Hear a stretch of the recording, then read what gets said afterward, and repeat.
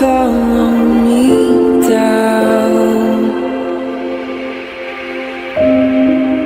head into the unknown,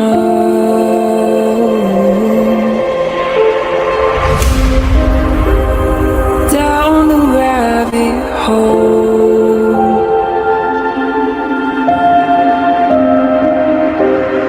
where it stops no one knows. We're going down.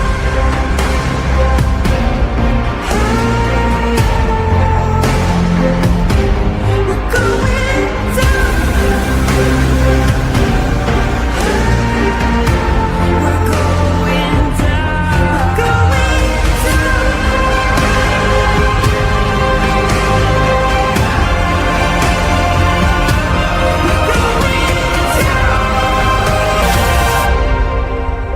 Do you dare to follow me down? Head into the unknown.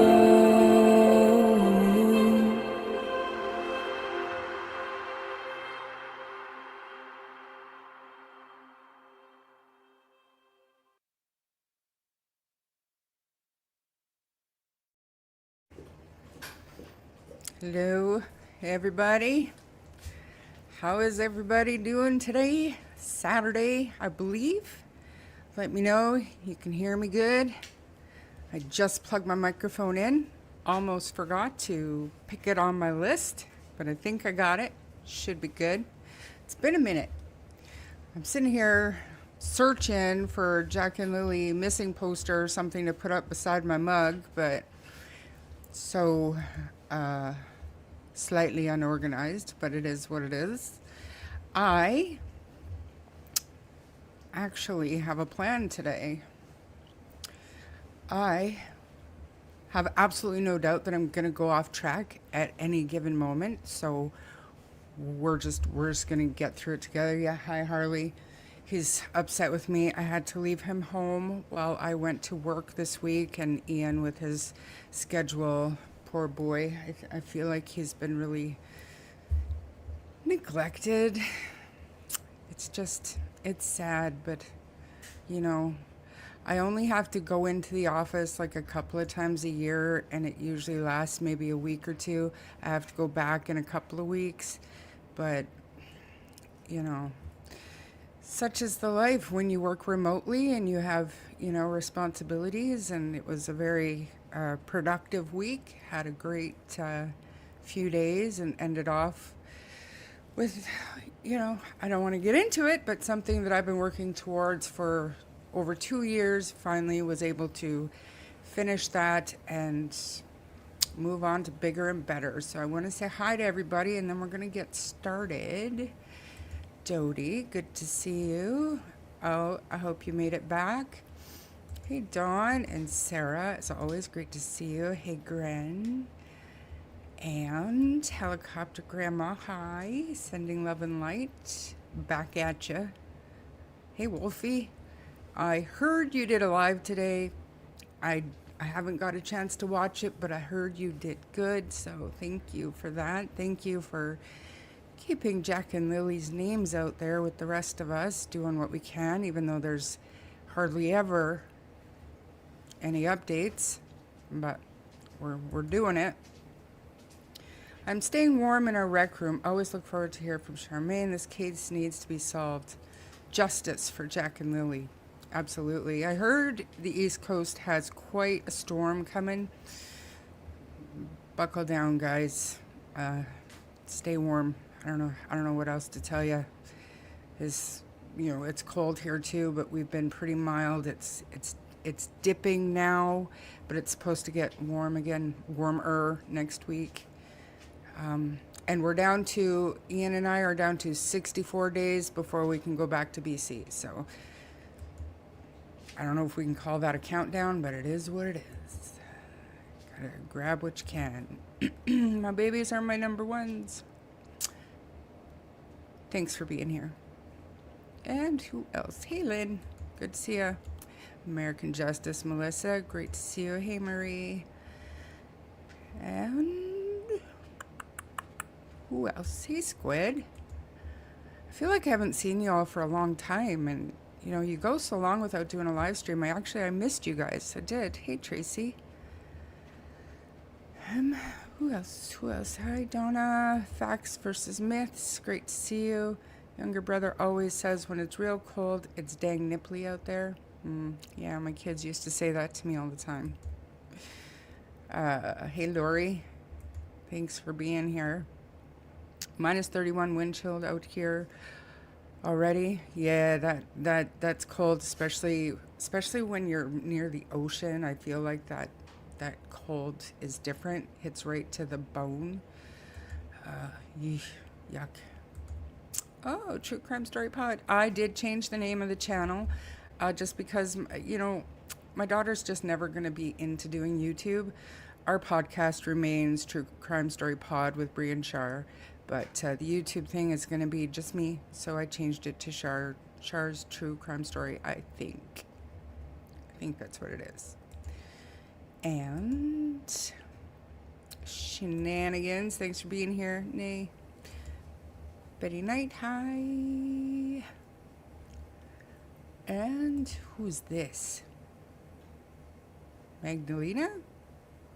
My cat's name is Harley. Aw. We had a boy before named Hunter. He passed away, so I wanted an H. Aw. It's cute. Hey, Kimber. Who else is here that I've missed? I think I might have... Oh, Corbin. Never seen you before. Great to see you. And who else? Who else? TJ's mom. Thank you, Marie. That is so kind. Wow. Thank you.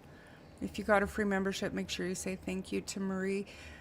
I can't see who got them on this side. I have to have YouTube open to see them, and I just don't. I'm not that organized. Snarky Pants, good to see ya. Hey, Angelina. From Ontario, Mr. Hemi. Hi. Hello, glad you were here. Can't trust anyone. You're telling me. Colleen, it's good to see you. Thank you for being here. Yeah, what is it called? My brain is frozen, but there is a name for that. We have a very dry cold. It stings the skin, but when you're near the ocean or something, you get those temperatures, it chills you right to the bone, and I can't remember what that word is, but there's a word for it. I feel for you guys. You guys all got your wood stoves ready, lots of wood. Hey, Nova. Detective Tam, great to see you. Hey, Lucy. Ontario is getting slammed with snow. It stopped snowing here. So when I was in Fox, it didn't snow. I didn't have to brush my car off once, but then, of course, this morning there was just a light dusting, but still, it was okay. Hey, Pam. Just a clapping seal. I can't tell you. Like, I've seen your name in other chats, and I can't tell you. Your name makes me smile. It makes my heart smile, because that's a good one. That's a good one. Hey, Cindy. And just me. Great to see you. Hey. Hi, Cindy B. Hey, Ken. From Nova Scotia. Another new name. Thanks for joining us today. Sea Legal, always a pleasure. Hey, Roots, love that you're here. In April. Ron, Mexico, NFL. Go Patriots. Snoop Sisters, investigate. Hey. Firehorse, good to see ya. Hey. Oh, good. You got a membership. Nice. Nancy Dar, thank you for being here. Did the mother sell them? I mean, I don't know for sure, but I'm going to say no. Hey, Helen. Kelly, good to see ya. Sherry. Anybody else? Did I miss anybody? Wendy? Yeah, I missed.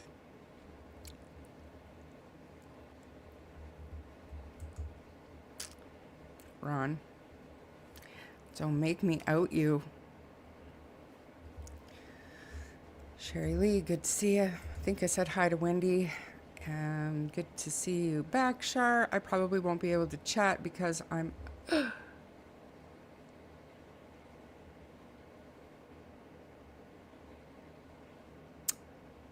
I don't know what to say.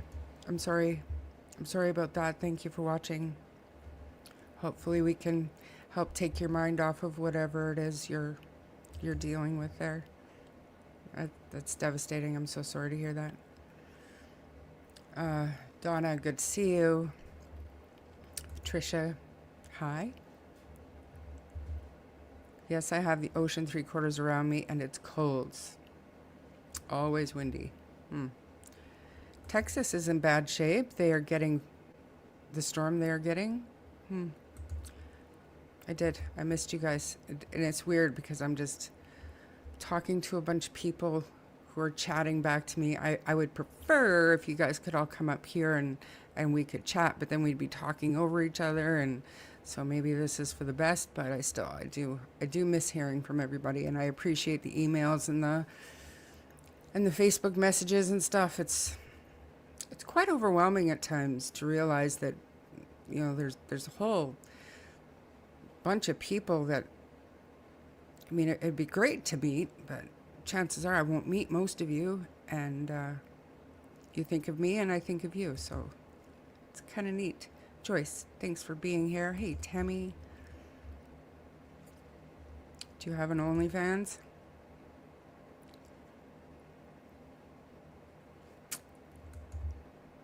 No comments. Yeah. Little bit. I saw a video today of Dallas roads. Couldn't believe what's going on there. Oh, April, it's good to see you too. Nina, hello. Frackenpost Tinker, as always, good to see you. Thank you for being here. Crappy in Calgary, is it? It's usually so nice down there. Really? I did say that. Liz, Nova Scotia, strong. That's funny. Hey, Catter. We're supposed to get 8 inches of... 8 inches to a foot of snow here in Ohio. Wow. Is that normal for that? I think it would be. Like, wintertime is pretty cold and snowy in Ohio. That 70s show, am I right? That's where that was? Ohio? Not that that has anything to do with anything. I'm just trying to stay warm. Yeah. Heard Sailor Moon. Hey, Ariel. Cheryl? So my messenger is going absolutely bonkers today because for some reason the buddy bench came up in conversation yesterday. And I mean, I do not belong to any groups, and if you guys are on that group, and I was invited a few times like today to join that group because I made a post to address the posts that were being made. I tried commenting, and then I thought not everybody's going to see it, so I made my own post. But if you're inviting me to join that page, thank you, but no thank you. I have no interest in joining any of the Facebook pages on this case. I was there, backed out. No thank you. Summer, good to see you. Hello, Charmaine. So happy to be with you. It's always enlightening. Thank you with love. I don't know if today is going to be so, well, it might be enlightening, but it's not that I didn't know the information that I'm going to go over, but some of the videos that I found just pissed me off. I'm not going to lie. And not about Jack and Lily's case, just about the Canadian justice system. Like, I knew it was messed up. Like, I know I get it. It's messed up. It's messed up. But, Jesse, good to see you. So, I'm going to hit the Jack and Lily, is it possible to find the truth stuff after we go through a little bit of the Canadian justice system. My plan with that was to show that we're not that hard on criminals here. And I think what I'm going to show is going to, show that. But there's nothing really that relates to this kind of situation. So the message I planned originally to be sending out there is not going to be embedded in the information we're going to look at today. It's disgusting. The stuff that we're going to listen to is just, if it doesn't infuriate you, then I don't even know.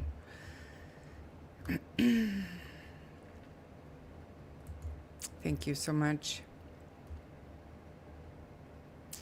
If you come to Nova Scotia for a search for Jack and Lilly, I would love to be there and meet you. 5 hours travel on a plane and renting a car, hoping I win the lottery. Where 5-hour flight, isn't it like a 5-hour flight from Alberta? I could be wrong. Where are you at? Hey, Belinda. Following Aaron Spencer case, judge tried to keep media out, limited seats, unbelievable case yesterday. In the 11th hour, judge was recused by Supreme Court. Unprecedented trial stayed till new judge. That sounds American. Is it Canadian? Because media in Canada can go in, but there's absolutely no recording or video allowed. So, anybody else? I'm sure there's plenty of people that I haven't said hi to, but I want to move on. Anyways, back to the bench thing on Facebook. Should I pull it up? I should pull it up. Francis, good to see you. Let me pull it up. Just because then that way I get it out there. It's on a live stream, and maybe I'll have to add it to the description of the video. Because, as most of you know, I built the buddy bench during the summer and I donated it to the school. And I had engraved Lily and Jack's name on the bench. There's my post. Wait a sec. Okay, there's the comment. Okay. So this way. Shit. Okay. I want to try to find the post so that I can show y'all the bench that we're discussing. Okay. 1 sec. Share my screen. I don't need sound, but I do need this. Share it. Pull it up. All right.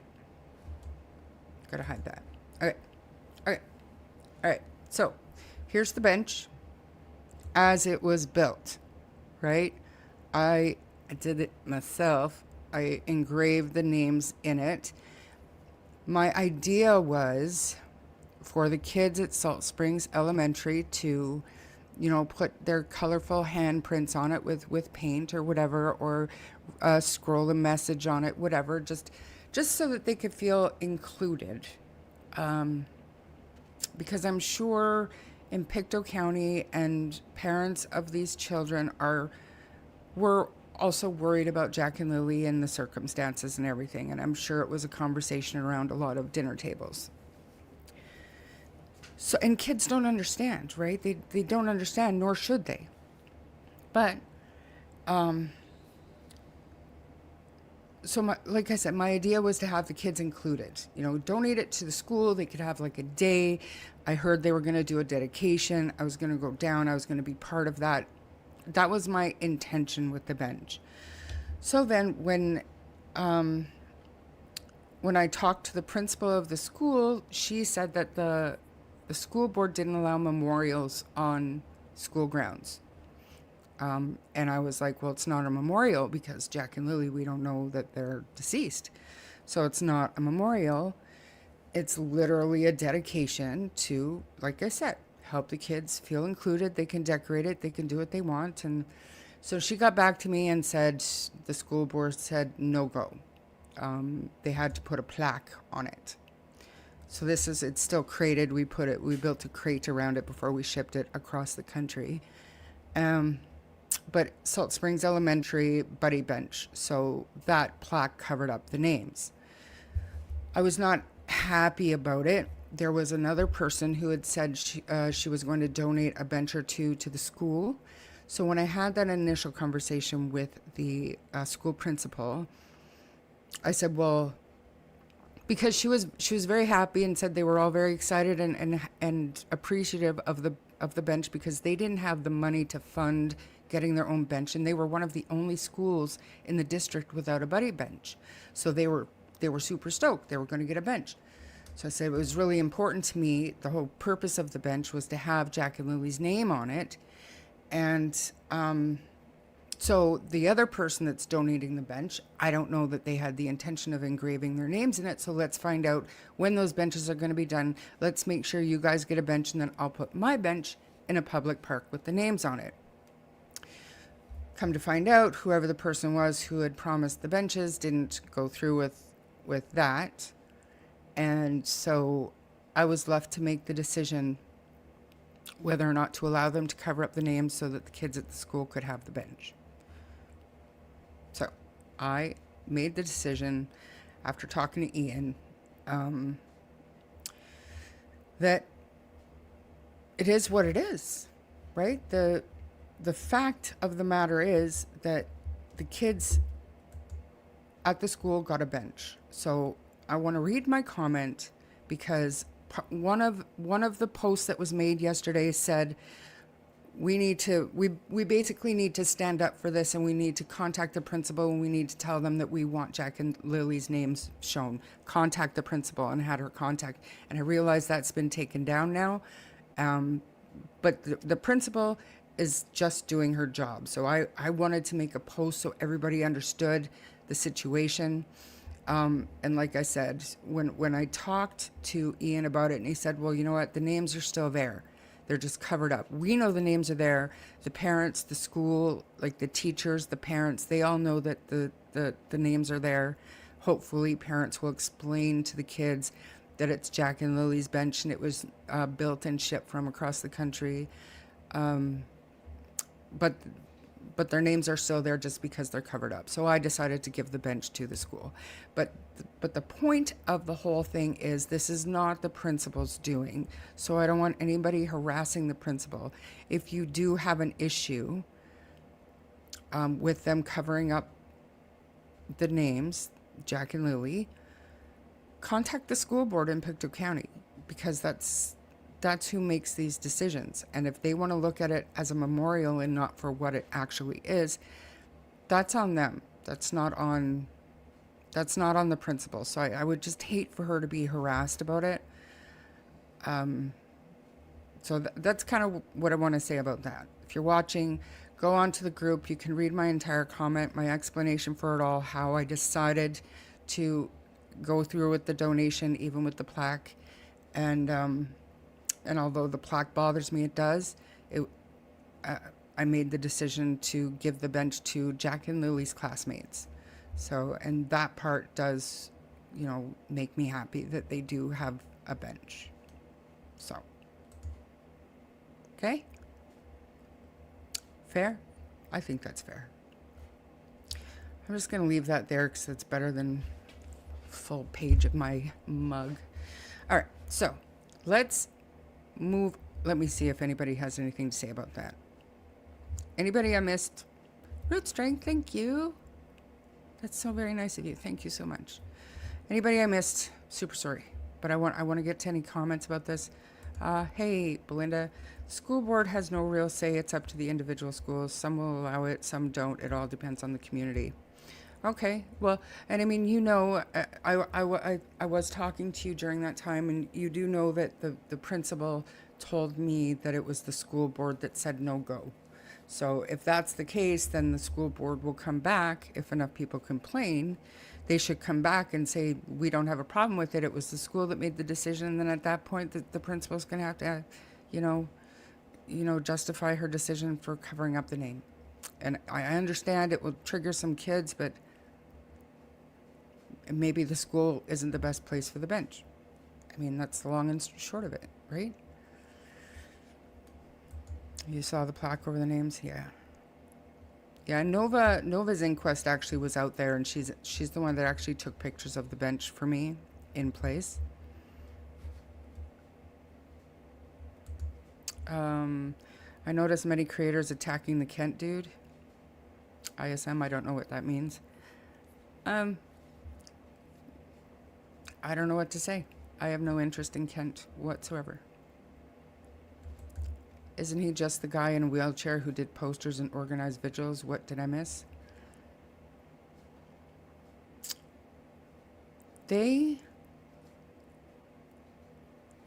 People seem to have, okay, this is the unbiased overview of that situation. Some people take issue with how quickly Kent became close to Durwood. And I'm just going to leave it at that. I mean, I have no opinion either way about that. I don't care.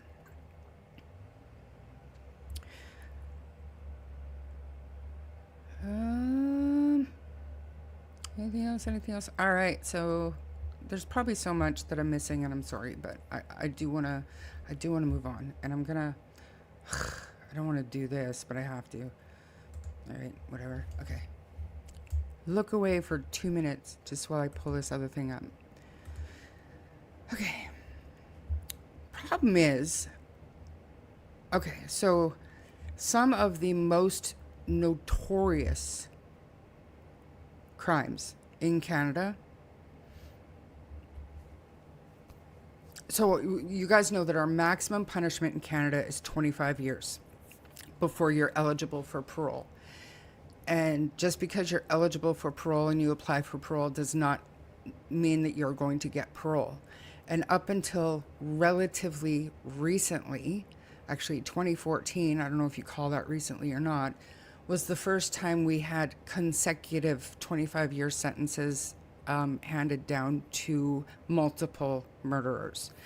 And most people, I think, that watch are from the East Coast, so you will remember Justin Bork from New Brunswick, where he gunned down three RCMP officers, I want to say. Anyways, first one, 75 years before he's eligible for parole, okay?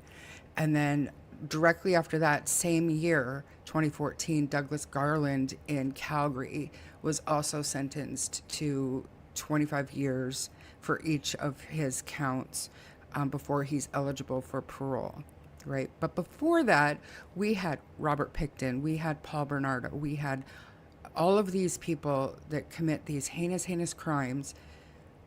They get their life sentences for each count, but then they're served concurrently at the same time. And so after 25 years, Robert Pickton, the pig farmer in BC, he actually became eligible for parole. What an embarrassment to our country. Now, I don't know if he ever applied for parole, because basically February of the year he became eligible, he applied for parole, but by April, he had been attacked and put into a coma, and he passed away in May. So whether or not he applied for parole, I don't know. But the fact is that this monster, this serial killer that, like, what was that show?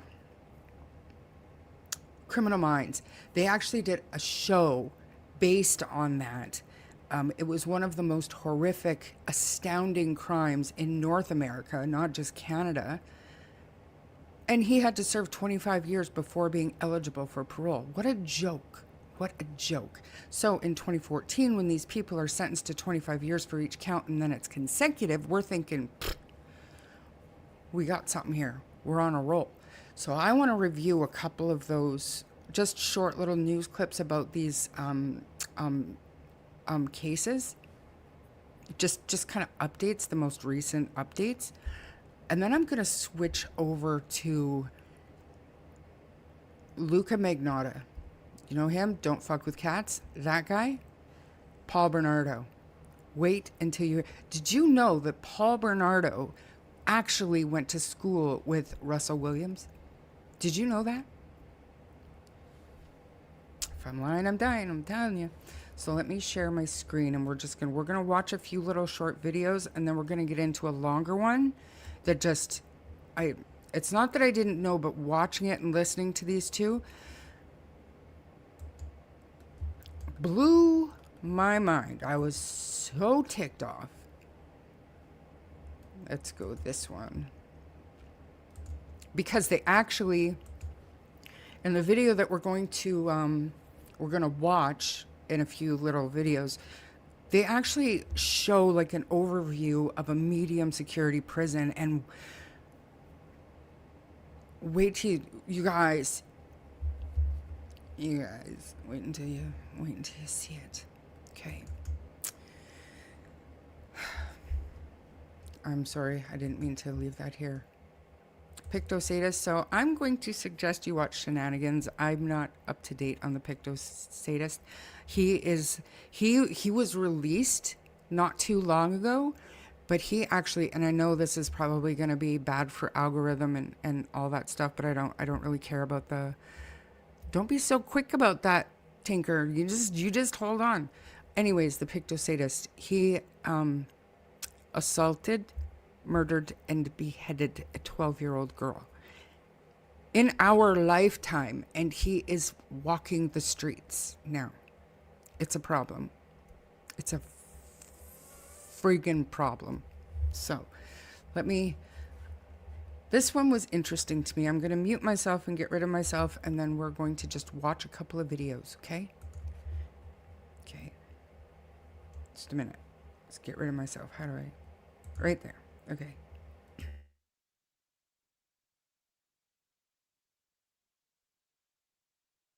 The man who shot and killed 3 Mounties in Moncton 11 years ago was in court today to hear a judge's decision on charges for a prison fight.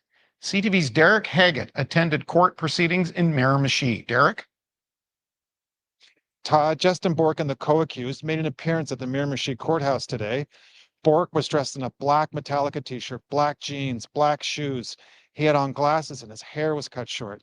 He sat motionless while he listened to the judge's decision on weapons and assault charges stemming from an attack on an inmate at Renews Penitentiary 3 years ago. Justin Bork and Christian Clake of Halifax were both found guilty of aggravated assault and weapons charges after an incident at the Atlantic Institution in Renews on May 3rd, 2022. The judge reviewed details of an attack on a third man, also an inmate, saying that both Bork and Clake used shanks, weapons made inside the prison, to assault the inmate. During a trial in May of this year, the court heard evidence from 6 Crown witnesses. The court also heard evidence from Clake, but Bork did not testify. Court documents state Bork and Clake had the upper hand and were beating the victim and repeatedly hitting him on the head. The inmate was pinned to the ground, and a guard threatened to use a carbine if the 2 men did not stop the assault. The victim needed medical attention for stab wounds to the neck and chest. Clake maintained he acted in self-defense, but the judge didn't see evidence to support that claim. Bork is serving life sentences for the June 4th, 2014 murders of constables Doug Larch, Fabrice Gévaudan, and Dave Ross. He also shot and wounded 2 other Mounties on the same night during a shooting rampage in a northwest Moncton neighborhood. Justin Bork did not speak during today's court proceedings. He was seated between 2 sheriffs, and he looked much different from the photos that we're used to seeing him in. He will be sentenced later this month. Todd. And we will certainly report that. Derek Haggett at the court. What do you guys think about that? Like, this man is like a monster. He's insane. He's in prison for what he did, and he's showing up to court for another case dressed in a Metallica t-shirt and jeans. What the hell? Why isn't he being treated like a monster, like an inmate? You know what I'm saying? Like, that's a problem for me. These are not normal citizens. These are not innocent until proven guilty because they're already in prison. That shouldn't happen. That shouldn't happen. Okay, now the next one. Okay.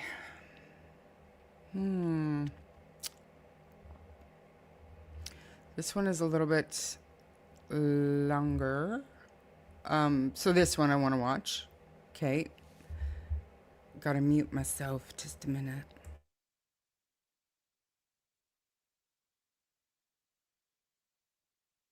This may have been the last act of freedom Douglas Garland will experience in his life. He was, say prosecutors, sneaking back onto his family farm to hide or destroy evidence right before he was arrested for murder. It was just one piece of an overwhelming amount of circumstantial evidence that led a jury to convict Douglas Garland of 3 counts of first-degree murder, 1 count for each of the lives of Alvin Lickness, Kathy Lickness, and their grandson, Nathan O'Brien. This was not an easy trial for jurors. It was graphic, it was tough, long hours, complicated evidence. We fed them a lot of different areas of expertise, from DNA to CCTV to bloodstain pattern analysis. The Crown said Garland was motivated by a grudge over a soured business deal that festered for years. He attacked the Licknesses in their home in the summer of 2014. Young Nathan just happened to be there having a sleepover. A truck connected to Douglas Garland was spotted leaving the area hours later. The Crown believes all 3 were alive but restrained in the back of that truck. Police found grisly evidence on the Garland family farm, hidden computer hard drives containing searches for the best torture and murder techniques, weapons and restraints, and DNA from all 3 victims on the property, including a pair of rubber boots with Garland's DNA on the inside and the DNA of his victims on the outside. In addition, police discovered a still smoldering barrel containing bone and tooth fragments in the ash. Douglas Garland had no reaction when the verdict was read, but his defense team was disappointed.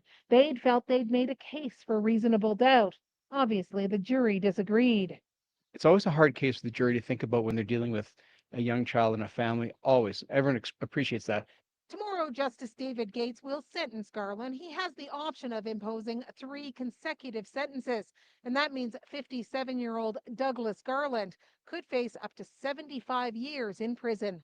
Carolyn Dunn, CBC News, Calgary. And he did. That was his sentence. Like I said, 75 years before he's eligible for parole. The fuck? But, I mean, within days of him going into the Edmonton, like he hadn't even been transferred yet to the federal prison, he was attacked. He survived, but he was attacked. Terrible. All right, and then who remembers Russell Williams? Do you guys remember Russell Williams? Do we need to get a little refresher on yes, Douglas Garland, little Nathan O'Brien. I tell you, that was crazy. And that was right around the same time that little Talia Marsman in Calgary was also, her mother was also killed, and Talia was missing. There was an Amber Alert for Talia, but it was the mom's boyfriend who had done what he did, and Talia was found also deceased. And then also through the Crow's Nest Pass, there was, oh man, I shouldn't have brought it up because I can't remember her name. I have a podcast episode written, but I have so many names in my head right now, forgive me, but there was another little girl who was also taken, and her family also killed. But it was a terrible time, 2014, around that time. It just seemed like it was one thing after another with these little angels. And yeah, that was a tough one. And then to realize, just to realize, and I don't know how much you guys know about that Douglas Garland case, but what got it was there was just a random, this is where Damien and you guys with your drones and stuff, you never know what you're going to pick up. There was a guy with a drone, and he was taking surveys of his own farmland, and he flew over Garland's parents' farm, and he didn't realize it right away, but he caught footage of 3 headless people wearing diapers, only diapers, 2 adult size and 1 small size, near a large burn barrel. He caught a drone image of that, and that was very significant because their remains were never found. There were fragments found eventually. So you drone guys, you never know what you're going to catch. It's so important what you do. So anyways, did anybody answer me about Russell Williams? Does everybody know? Yeah, I don't want to talk about Karla Homolka. That goes without saying. That goes without saying. That's cool. Yes, Tweed. Russell was from Tweed. Sure was. Yeah, you betcha. People think Russell Williams may have murdered Andrea King and another girl in Halifax. Like, how do we possibly think that this man started doing what he was doing when he was in his 40s? That's almost as crazy as thinking that Richard Allen abducted and murdered 2 children, his first crime ever, when he was in his late 40s. Like, that doesn't jive with the facts. Do you guys want to watch a little bit on Russell Williams, or are you good? Because then we'll move on to Luca Magnotta.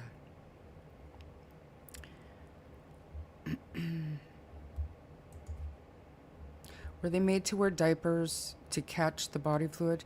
No, man. No, it was a fetish. They found his diaries and everything. He was a brutal, sadistic man. Terrible. The Greyhound 2018, yeah, Tim McLean. Yeah, he's out. He's got a brand new Vincent Lee. He has a brand new identity, and he's out there. And I hope to God that somebody is monitoring him for taking his medication, because once these people stop taking their medication, all bets are off. Like they become unwell very quickly. What never happened?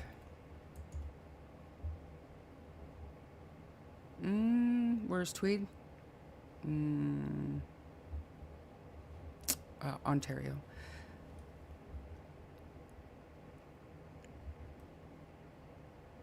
Okay, so I don't think anybody needs to see about Russell Williams. Nathan Jervis. All right, I'm just going to dive right into this one then. Wait until you see this. Should piss you off.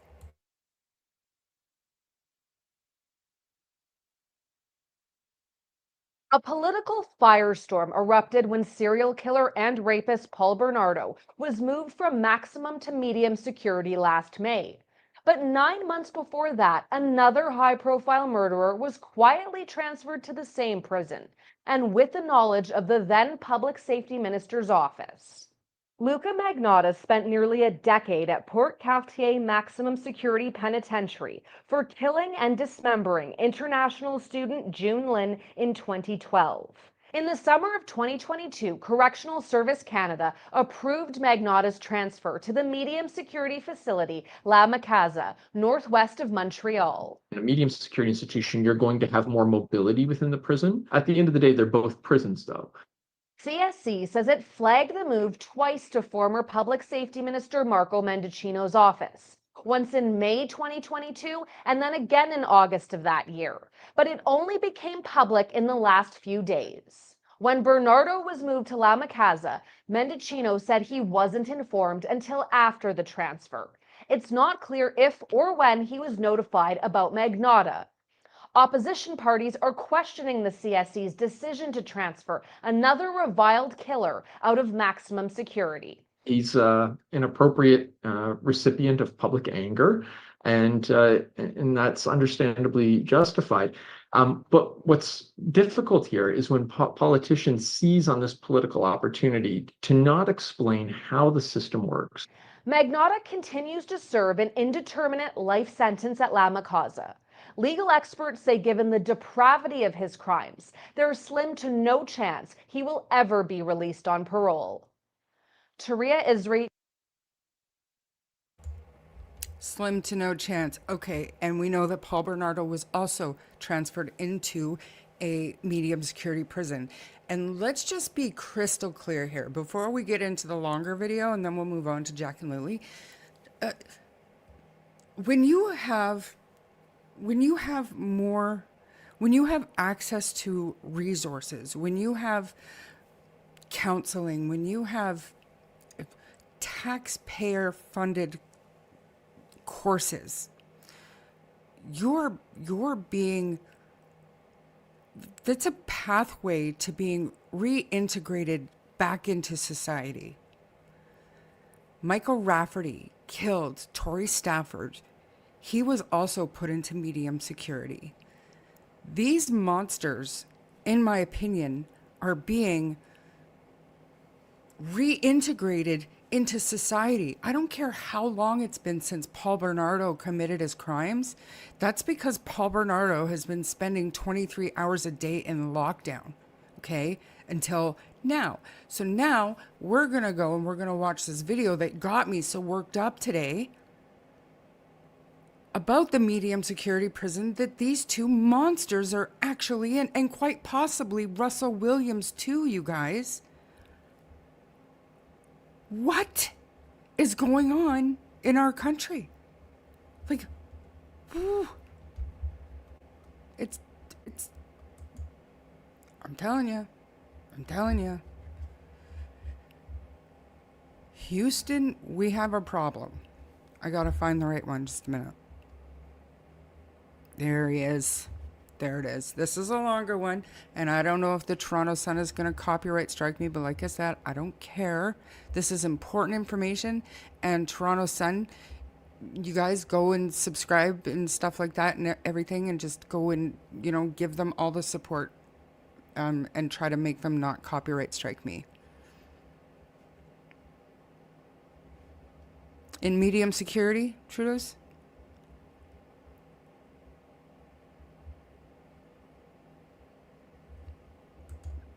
Right. That's a problem. Am I the only one that thinks that that is an absolute travesty?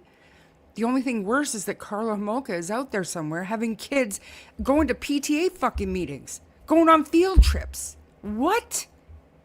Are you kidding me? She assisted the murder of her own sister. I mean, this country's, not only the mental health system is completely broken, but the justice system. All right. We're going to watch this one. It's a little bit longer, like I said, but it's going to piss you off. Heads up.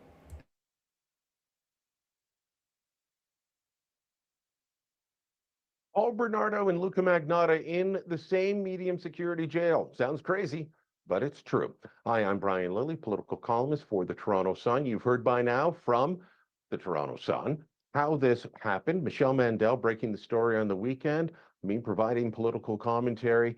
It's outrageous that Luca Magnotta, a sadistic sex killer who murdered and dismembered an unsuspecting young man and was back in 2012, was convicted of first-degree murder, sent to jail, is now in a medium security prison. Same one, La Casa, in Quebec, that Bernardo was transferred to, except Magnotta was transferred first. We know that. We also know he wants to be called Violet, and it says he wants to transition, something the doctors seem to cast some doubts on, according to the documents that Mandel got. But what's the prison really like? Because supporters of the Trudeau government, who are responsible for this due to Bill C-83, they're responsible for putting in the requirement to hold prisoners in the least restrictive environment. That was their legal change. So, but Trudeau supporters keep saying, well, it's still prison and there's no real difference between medium and maximum security prisons. That's not true. Frank Caputo is a Conservative MP from British Columbia. He represents the riding of Kamloops, Thompson, Caribou. And he recently toured the prison, put out a video describing it. And I wanted to reach out to him and discuss what it was actually like when he toured not only the prison, but Paul Bernardo's cell. So, Mr. Caputo, tell me what you found when you went to La Casa, because those of us who have been critical of this have been told, well, it's still prison. Mediums, there's not a big difference between medium and maximum security. And you, as a former prosecutor, former parole officer, you've seen prisons before. You say there's a big difference between maximum and what they've got at La Casa. Yeah, certainly. First off, thanks a lot for having me. When we think about the differences in security, we have to think about the victims, right? And what they've experienced and what is just at the end of the day. When you walk into La Casa, it feels like a university. Don't get me wrong, like there's barbed wire and there are double fences. One thing a lot of people don't know is the perimeter security at medium and maximum are identical. It's what happens within the jail that's really different. So I was just in maximum security last week, and it is completely confined, as in every movement. There are frisks, there are double doors everywhere. In medium security, it feels more like a university. You walk out, there's building to building to building to building. So I walk in, you see living units, you see people milling about. Frankly, some of the times you can't tell the difference between the staff and those who are incarcerated because people might be doing a job. Wow. And they might just be in casual attire. So you don't know if the person next to you is in jeans and doing just, an inmate job or a worker. So So they're not in like an orange jumpsuit or, the old fashioned black and white stripes. No, when I worked in corrections, it may have changed. I think it was jeans and a blue T-shirt. I think it's something similar now.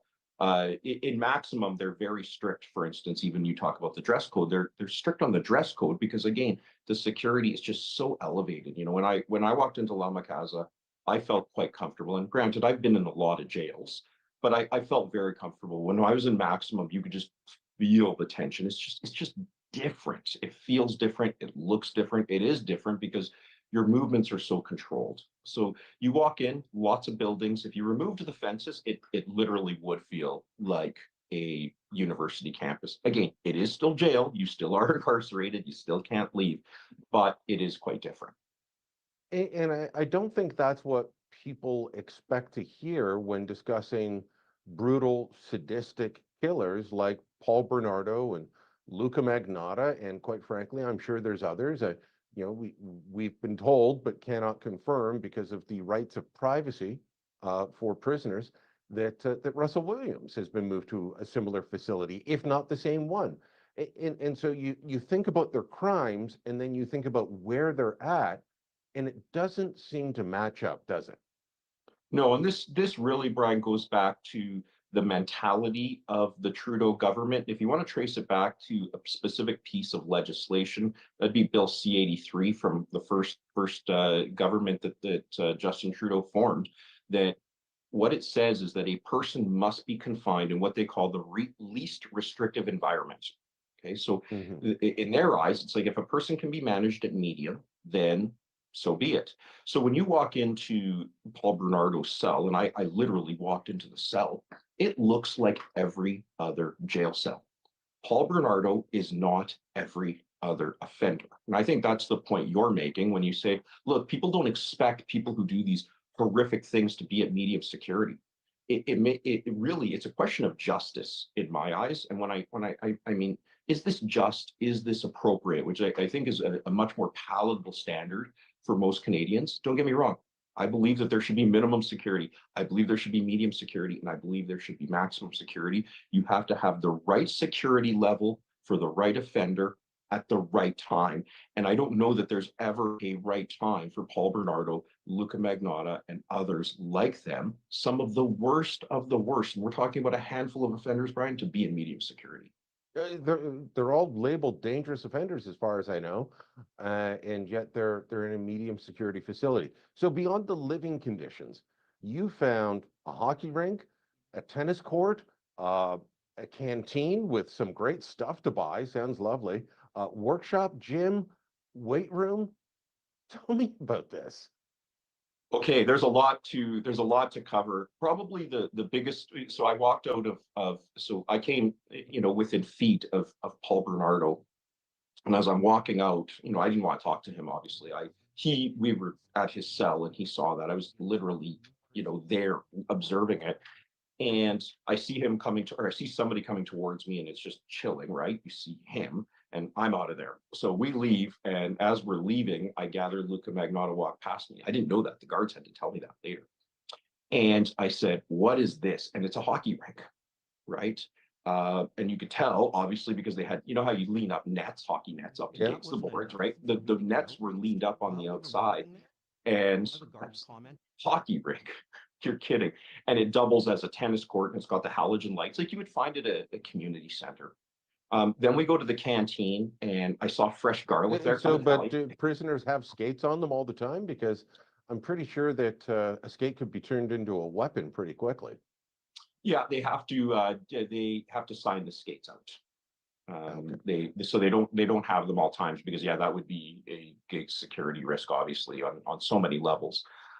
So I don't know how often they sign though. There was, in fairness, there was a fair amount of snow on the rink, but it's there, right? If you want to shovel it off and have it there, it's there. But the tennis court too. I mean, for 3 seasons, you've got a tennis court. You can see from the aerial photos, you can actually see the lines being painted on. If you look closely enough. The canteen was interesting. Again, somebody wants to buy a chocolate bar or something, you understand that. But again, we're talking about the Paul Bernardo and Luca Magnotta's of the world. So I looked, you could buy a whole chicken for $11. It's frozen. I just assumed they'd all be eating in a canteen somewhere, in a cafeteria, mess hall.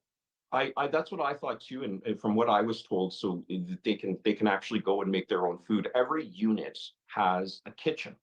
I saw that, so it's not a huge kitchen, but it's a small kitchen with an oven. The knife at least is tethered. I was thankful to see that, because it's kind of like a classic butcher knife, right? And I saw fresh garlic. I'm Italian. I'm like, what? You have fresh garlic? What for? And they said, oh, you can make pasta sauce, something like that. And ordinarily, hey, teaching somebody how to cook, that's great, but we're not talking about the ordinary offender here. And I keep coming back to that. And that's something that after 8 years, the Trudeau government has just completely missed out on. What message does that send to our victims? What message does it send to the correctional staff? Well, I've pointed, Frank, I've pointed to C5, which I say lowered sentences for serious gun crimes, and Yes. Trudeau supporters all say, oh, no, it just got rid of mandatory minimums. Yeah, for repeat violent offenders. If you think that 5 years is too much for someone on their 3rd conviction of gun smuggling, what are the chances the judge is going to actually give a sentence of 5 years or more? That's not going to happen. They made bail so easy to get until the premiers all spoke up with one voice and said you got to fix it. They keep lowering sentences. Bail, they use the same language, the least restrictive conditions. Their view is make life easier for the convict or the prisoner, and they don't seem to pay attention at all to victims or their families. Oh, and as a result, public safety is completely compromised. I used to teach a sentencing course at our local law school. Shout out to Thompson Rivers University Law. And so, I mean, I know this area very well on mandatory minimums. It's in my view, it's quite simple to make a mandatory minimum constitutionally compliant. In this instance, the Trudeau government doesn't care. It used to be drive-by shootings. I think it was minimum of 4 years. You can now get house arrest for that. Extortion, you can, with a firearm. Extortion, period. You can get house arrest for this. And this is just gun offenses. Let's talk about sexual offenses against children. Unbelievable. I recently read about somebody who committed 4 sexual offenses. This was against an adult, their spouse, and vicious offenses. Got house arrest, Brian. After 8 years, then we have Bill C5, Bill C83. What I'm left with to conclude is this. The Trudeau government is inept at preventing crime when it deals with bail. It is inept at addressing crime in the form of sentencing, and it is inept at addressing and is inept at the consequences of crime when it comes to corrections. I mean, this is a total failure on the part of formerly Minister Mendocino, now Minister LeBlanc, and the buck ultimately stops with Justin Trudeau. Unreal. Thanks for the time today. Thanks for describing what you saw to us, because a lot of people won't believe it until they see it or hear from someone like you. So thanks again. Well, thank you. It's my honor and pleasure. Thank you for having me.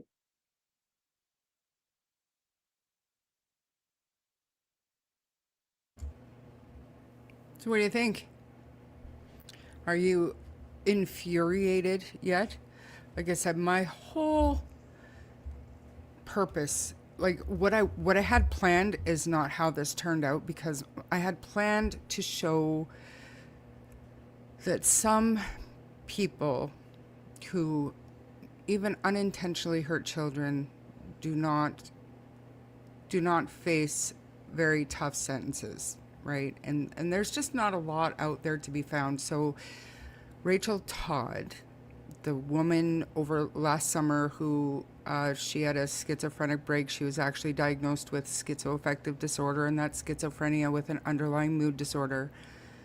She dropped her little girl, Claire Bell, I believe, off in a field. There was a dead chihuahua found nearby, but she was missing from Sunday to Wednesday. And mom had gone into a gas station and said she couldn't find her daughter. And she had really troubling Instagram videos leading up to this. And anyways, long story short, she was detained, obviously, until I believe her hearing was on September 15th.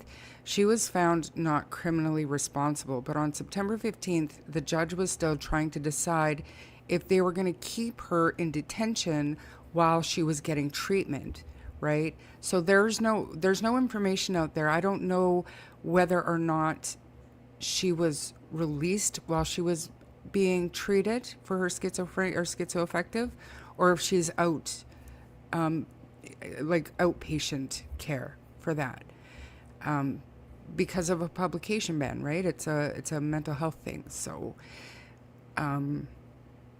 it was my intention to show that there are some things that aren't punished appropriately in the eyes of most of the public, I feel. But instead, I was led down this, and it's like I said, it's not like I didn't know. But then when I saw this one in particular, where it showed Paul Bernardo just kind of lounging in his cell with his sweatpants and hoodie on, and the area that they use for tennis and hockey, and knowing that they get actual hockey skates. There are actual hockey players who die of accidental injuries because those things are so frigging sharp. They should not be in a medium security prison. These specific individuals will never be back in society. So why are the taxpayer dollars going towards programs to allow these people more freedoms and more services than other people that are still in maximum security? If anybody deserves to be in maximum security until the day they die, it's Paul Bernardo, it's Luca Magnotta, it's Russell Williams. This is crazy to me and infuriating to me. Like I said, my intention with this live was not this, but it is what it is. It is disgusting. Okay. Have they found the kids? Jack and Lily? No. Yeah. Needs an overhaul? I'll say, what do we do? What do we do? I know when, what's her name? Terry Lynn McClintock, she helped Michael Rafferty. She is the one that actually abducted Tori Stafford for Michael Rafferty. She was sent to a healing lodge.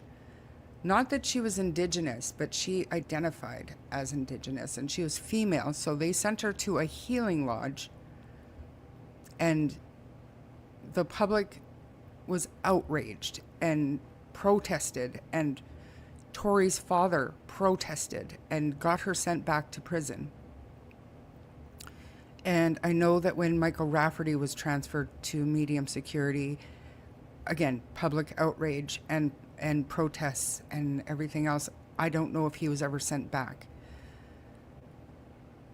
And in my podcast episode, and I'm not going to show it on YouTube because I'm not going to push the boundary, but in my podcast, I played the audio of our prime minister at the time being questioned how that happened, and the speaker had brought up some of the more disturbing parts of that crime.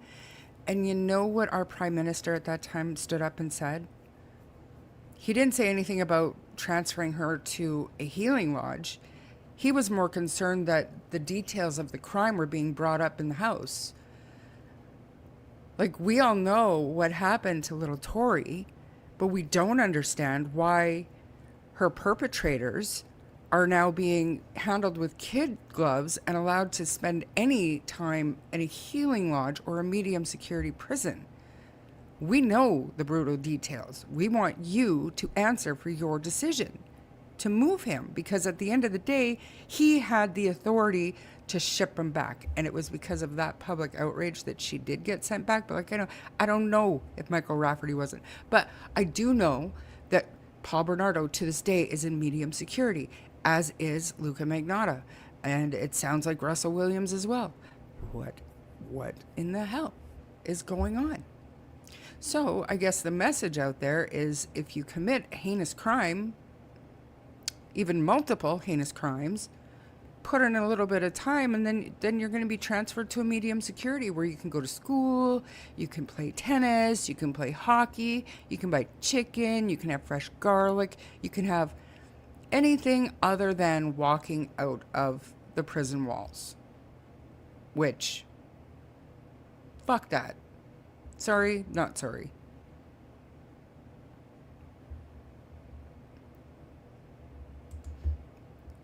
Yeah, she's definitely getting treatment, but they still hadn't decided as of September 15th if she was going to be detained during her treatment. So, and the fact that it hasn't come out yet tells me she's probably out, having outpatient treatment, Tinker. Had to chauffeur kids to a party. Glad you're still live. Heard you talking about the bench before I left. Amazing. Thank you, Ron.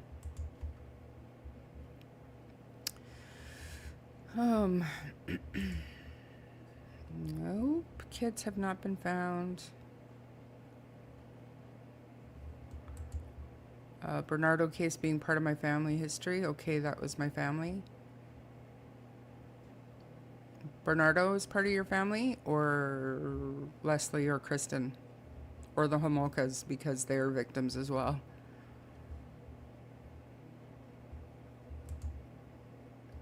To me, I don't think so. Because to be held not criminally responsible at the time of the crime, you have to not understand the consequences of your actions, or that what you're doing is wrong. And the fact that she has lied every day since for almost 9 months argues that fact. So I would say if it is her plan, it's a poorly thought out and even worse executed plan, in my opinion.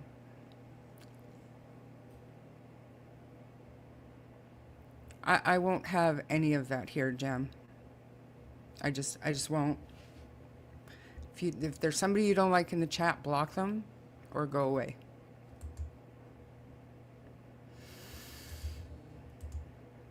My phone's going crazy. That's the odd part of schizophrenics. People haven't got a high rate of unaliving people, not unless they're not taking their medication.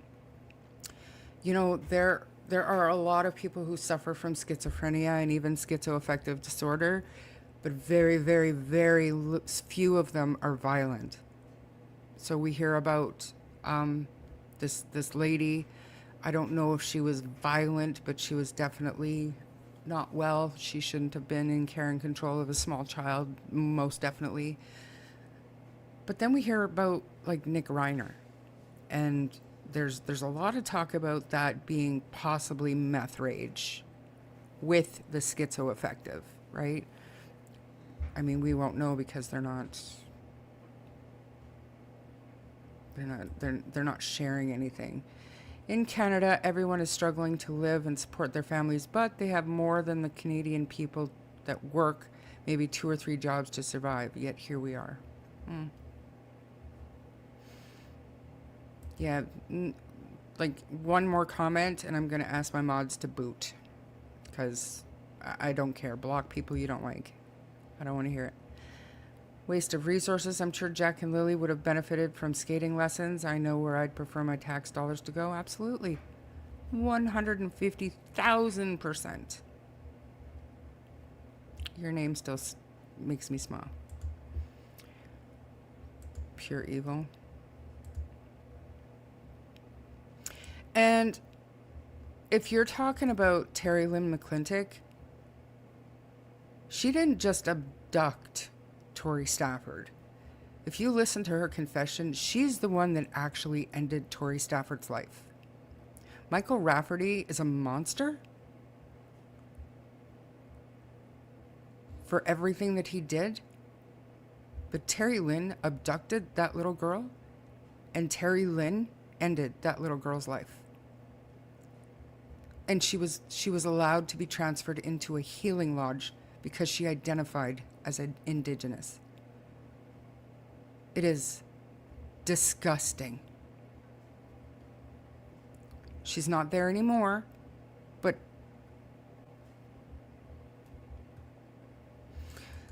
the Young Offenders Act. Is it the Young Offenders Act or the Youth Criminal Justice Act?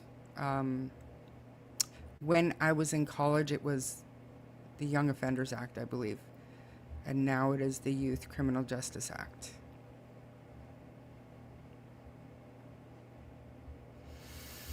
Someone in prison shouldn't have more rights or privileges than our country's homeless and poor, or vets, or the elderly, right?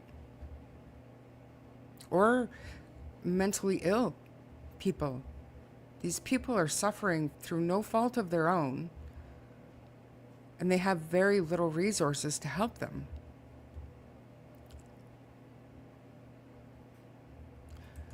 Well, hopefully shenanigans stayed, but I thought I dealt with it.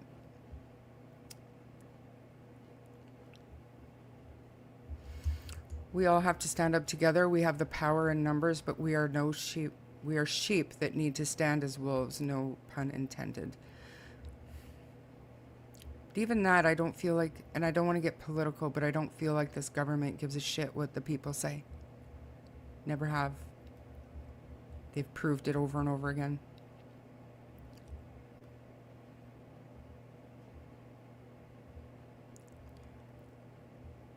Liberals for you. That's right.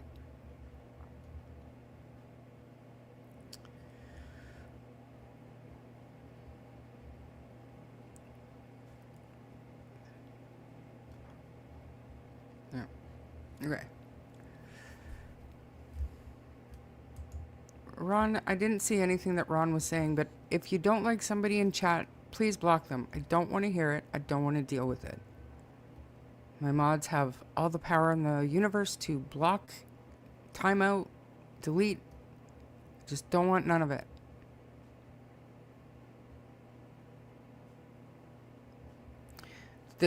There's no reason why there's drama in the chat, because we're talking about our justice system in our country. My son is 36 and has horrific tactile, auditory, and visual hallucinations. I just joined in. Please forgive me. What is the topic? Just the criminal justice system in Canada. I do have some experience with the mental health system in Canada, and I believe it's broken as well. But I wasn't focused on mental health. I was focused on these extremely violent offenders being transferred from maximum security 23-hour-a-day lockdown to medium security. I don't even know if I'd call it punishment, because to me, people like that, their sentences should be about punishment for the rest of their lives. Oh, look at that. I am way behind. I'm in America, and we do not have the resources that other countries think we do. My son suffers so much, and to get help is so hard. It's the same here, but I do know that the American justice system and the mental health system, they're both broken. And to me, and this is very controversial, and I'm just going to say it once and I don't want to talk about it, but to me, if you work on the mental health system in both countries, I think that your violent crime rate is going to dropped significantly with the mass shootings and everything else. I truly, truly do. Thank you, Ron. That's very nice. Yeah, if I didn't have family, I'd ruin from cancer, disability. I can't afford food. It's a pension. I worked 15 years to qualify. It's a sad state. Part 2, Daniel kicked kids out, told to walk Janie, got closer to trailer with rake to find out what was going on. Sorry, I didn't catch part 1.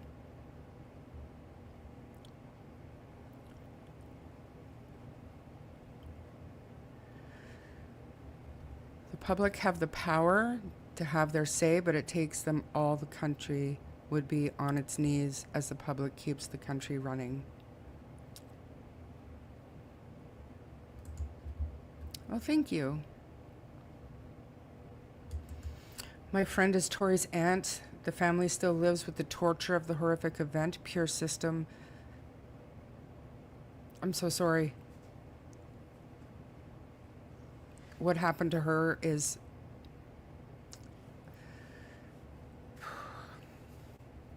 never should have happened.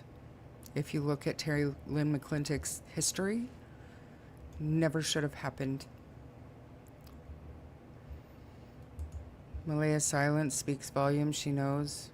Yeah. Well, that is, I mean, that's one way to look at it, but I see it a little bit different for both sides.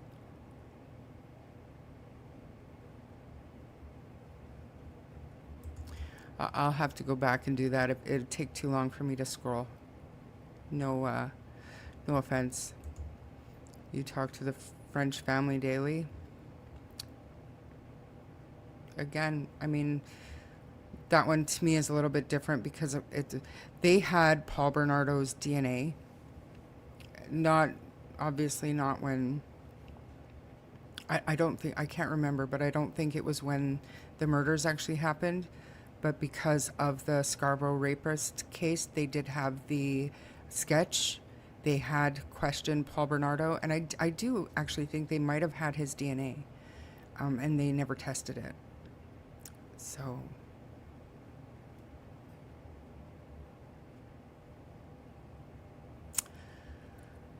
all right. Well, that was an hour and 17 minutes of infuriating information about my country. Like, I have tons of research on the case if you would like me to share it. I work with 4 creators, and I'm not about sensationalism or speculation, facts only. Which case? My email is scrolling across the bottom. It's called a ticker. It's scrolling across the bottom. Feel free to email me about whatever case you're talking about. But liars are liars and they spread misinformation. Anything for clicks. I know it doesn't happen here, but these other people are just taking advantage of things. Some. But, and I mean, there are some, and they do have a way of veiling it under awareness. And my circle has good intentions. And so just because you don't like a creator, you can't tell me what their intentions are because you don't talk to them behind the scenes, and I do. So I know what their intentions are, and I know where their hearts are. And, I feel like there are definitely people that are guilty of that for sure. But, Okay, Guff. Perfect. I'm always, I do have a lot of information as well on this case. I don't mind speculating, but I need to keep it respectful as much as possible. Do I have my own ideas? Yes. Am I probably wrong? Yeah.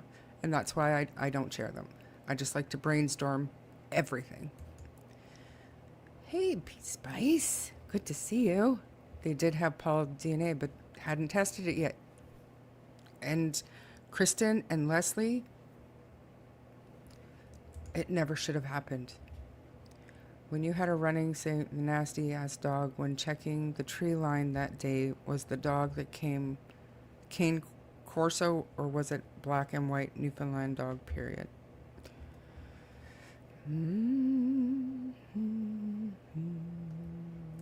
Dr. Vaughn and DT, who else do you work with?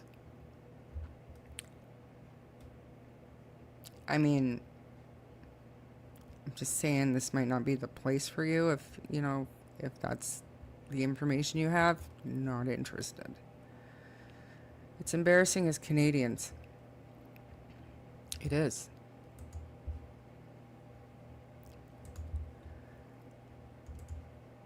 Interesting how these losers are fed, watered, skating, warm, and poor Lilly and Jack are still not found. I mean,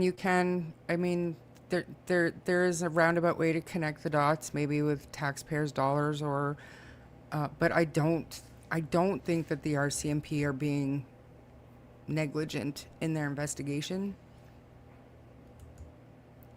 whatever that means.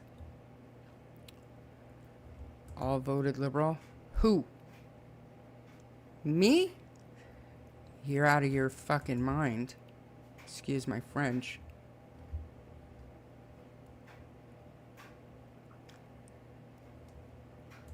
Yes, there was an Indigenous lady. Hey, yes, ma'am. Long time.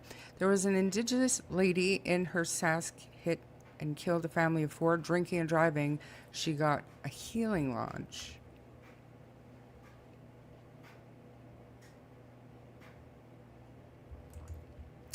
I appreciate you for that. You can go ahead and email me, but if it's anything about evidence related to the kids wandering off, I've beaten that horse to death, and I'm not doing it anymore. Make sure when voting comes up, you really think about who you are voting for, and remember this live when you cast your ballot. No comment. I no comment. I'm so disheartened with our democracy and the way the vote works in Canada. If you're not Manitoba East, then vote however you want, because it doesn't make a difference anyways. Why does it matter who people vote for? It's no one's business. I don't know that that was brought up in that light. I think it was just saying make sure that you pay attention to their platform on the criminal justice system and crime and punishment, and what their thoughts are, where they stand on those issues, because those are issues, and this illustrates those issues. No, it's absolutely not a political podcast. Take a break. Let's refocus on, can we ever get to the truth of anything? Like, I know that Durwood had another phone call with Hidden in the Fog, and it was all kinds of blah, blah, blah, same old shit. But yesterday on my drive home, like when I first started the channel, I went back and I started downloading some of the first phone calls that Sunny and I got from Durwood. And there was one live stream that it looks like I was like in the chat, but I wasn't on. Kent was on with Sunny at this particular time. And the call, when I was driving home, the call just kind of took me back to that time. And I wanted to listen to a little bit and talk about the information that he was saying back then. And then we'll talk about it, if that's okay with everybody. Again, it's just to keep the conversation going about shit that matters. I'm not here to attack anybody but who are we kidding? I mean, in my opinion, Durwood has done this to himself, and I truly think that, and I've been saying for months, that you need to put pressure where pressure belongs in order to get answers. And the one person who has been relentless in his theories, ever-changing theories, and his need to be heard and get attention is Durwood. So here I am giving Durwood some attention. So again, I believe this is call number 3 to Sunny. So we are going to listen to Durwood for a little while, talk to Sunny, and then we're going to talk about it. So let me remove. Why am I removing? I'm not even sharing it yet. Okay, maybe because I'm gonna take that as a sign that perhaps I don't have the sound on. So let me just do it again. Man, I hope I'm doing this right. Like, I don't know if there's a better way than just sharing my screen. Okay. Who's Durwood? Really?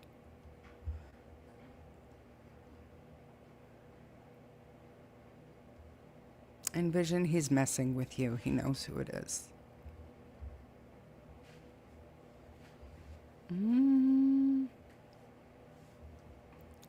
What?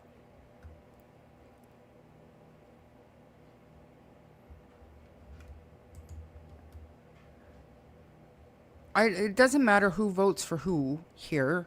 To me, this is not a political channel nor a political chat, but it is a political issue when you're talking about crime and punishment in the broken system. However, this is not a liberal channel. You don't have to go anywhere, Ron. Honestly. Don't insult me like that. Go if you want, but I am not liberal. Is everybody being nice in the chat? Where are my mods? Seriously.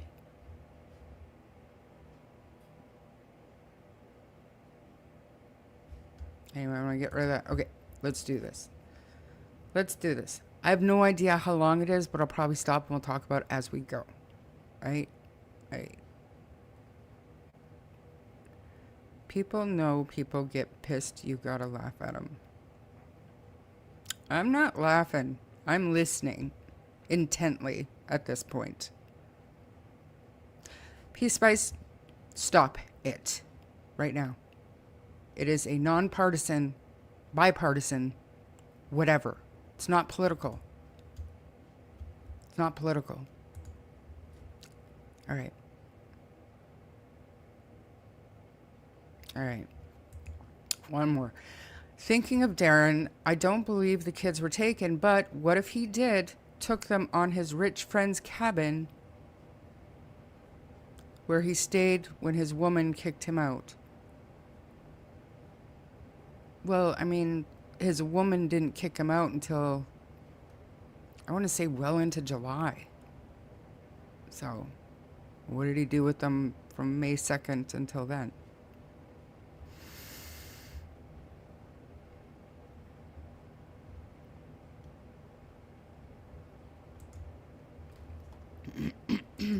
What are we supposed to do here? Track the chatters down and bust through their doors? I don't know what to do other than boot and block. Yeah, for sure. Boot and block. It's not a political channel. We're not doing this with anything anymore. What? Really, Shar? Wolfie worked with Daleen, Lana, and Wolfie came out with info shared from Sunny and Daleen, so Wolfie jumped ship. But he works. So what? What does that have to do with finding the kids? I don't care. Every single name that you said there, I don't care. Not even Sunny. I don't care. It's got nothing to do with what happened to Jack and Lily. Darren interests me more than what you just said here. So, let's move on. That's the end of it. Jam, I'm gonna say it. It's your last leg. Mods. Last leg. Let's do this.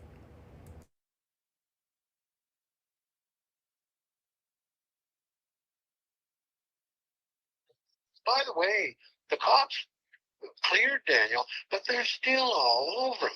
And the bastards are even on me quite a little bit. Yeah.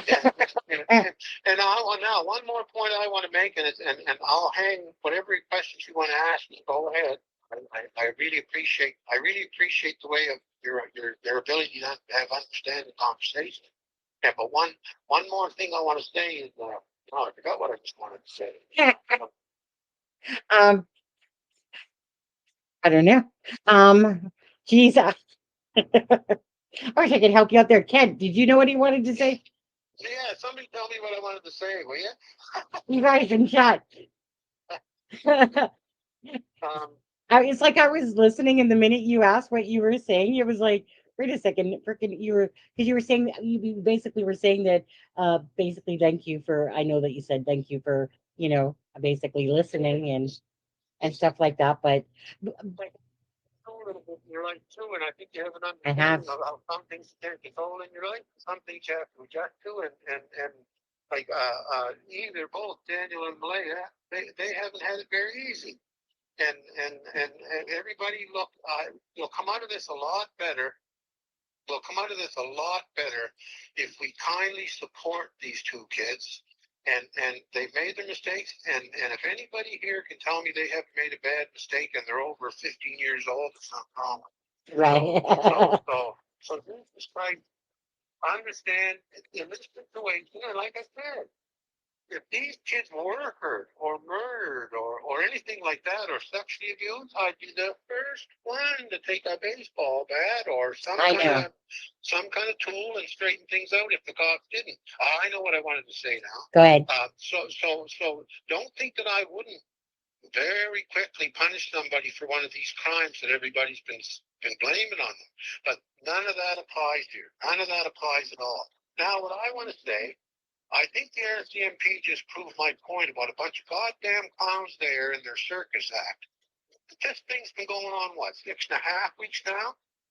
Now, you explain to me why all of a sudden, after 6.5 weeks, they got to put out $150,000 goddamn incentive for the public to solve their case for them.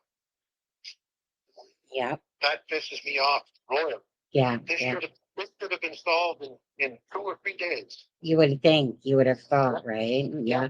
Yeah. Now, the one thing I do want to say, because I don't ask kiss, so don't think I'm ass kissing here because I don't ask kiss anybody.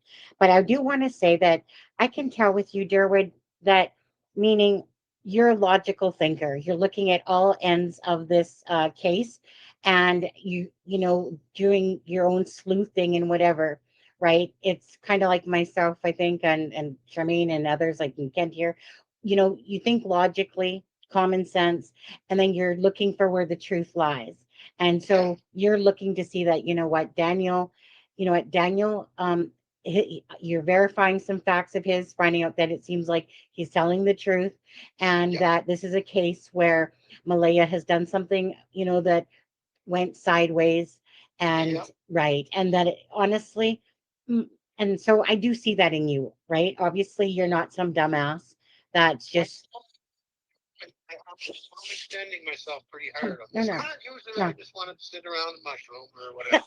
I don't like exercising my brain because it's an exercise. It's simple. Sitting around a mushroom. I think I probably said enough, and I'm sure that somebody else might want to talk. You can kick me off anytime you want. But I don't know if there's any other questions I can answer for you or not.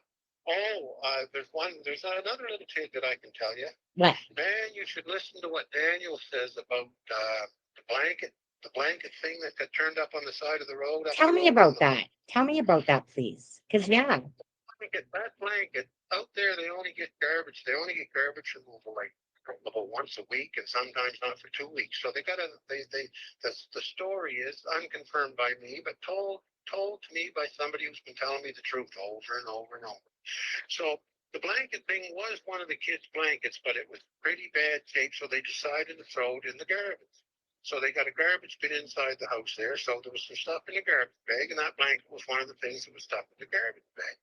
So anyway, Daniel noticed after the kids were gone missing that somebody had gotten into the garbage bag and ripped the garbage bag and went to pull that blanket out of it, but the blanket was rotten, and that's why there's only a piece of blanket. That blanket ended up the road hanging from a tree, and it wasn't there for the first day. Actually, it wasn't there for the first day. It never showed up, I don't believe, until the second day on the side of the road, because don't forget, Daniel's got family that lives up the dirt road, and they travel back and forth, and they said they never saw that. They would have seen the blanket, part of the blanket sticking in the tree, but the store thumb out there. Right. And then the blueprint. I want to say that who found the blanket, the blanket piece in the tree? We just heard that it was family that took him there. That's right. Malaya friends and family. Malaya's. Well, do you know who found the blueprint up on the pipeline? Malaya's friends and family? Malaya friends and family. Yeah, they all the evidence except for one little thing. That the only thing the searchers found, pretty sure now some searcher might come on here and say, no, I'm full of shit that they did find some stuff, but I don't think so. And there was some stuff went missing out of the trailer Daniel checked on too, and he reported this to the Mounties because what he was scared of that somebody took this stuff because he was sure somebody planted this evidence. Right.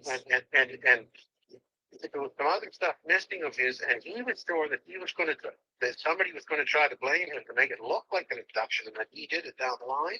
So he reported this to the Mounties right off the start to pretend it was a smart move on his behalf.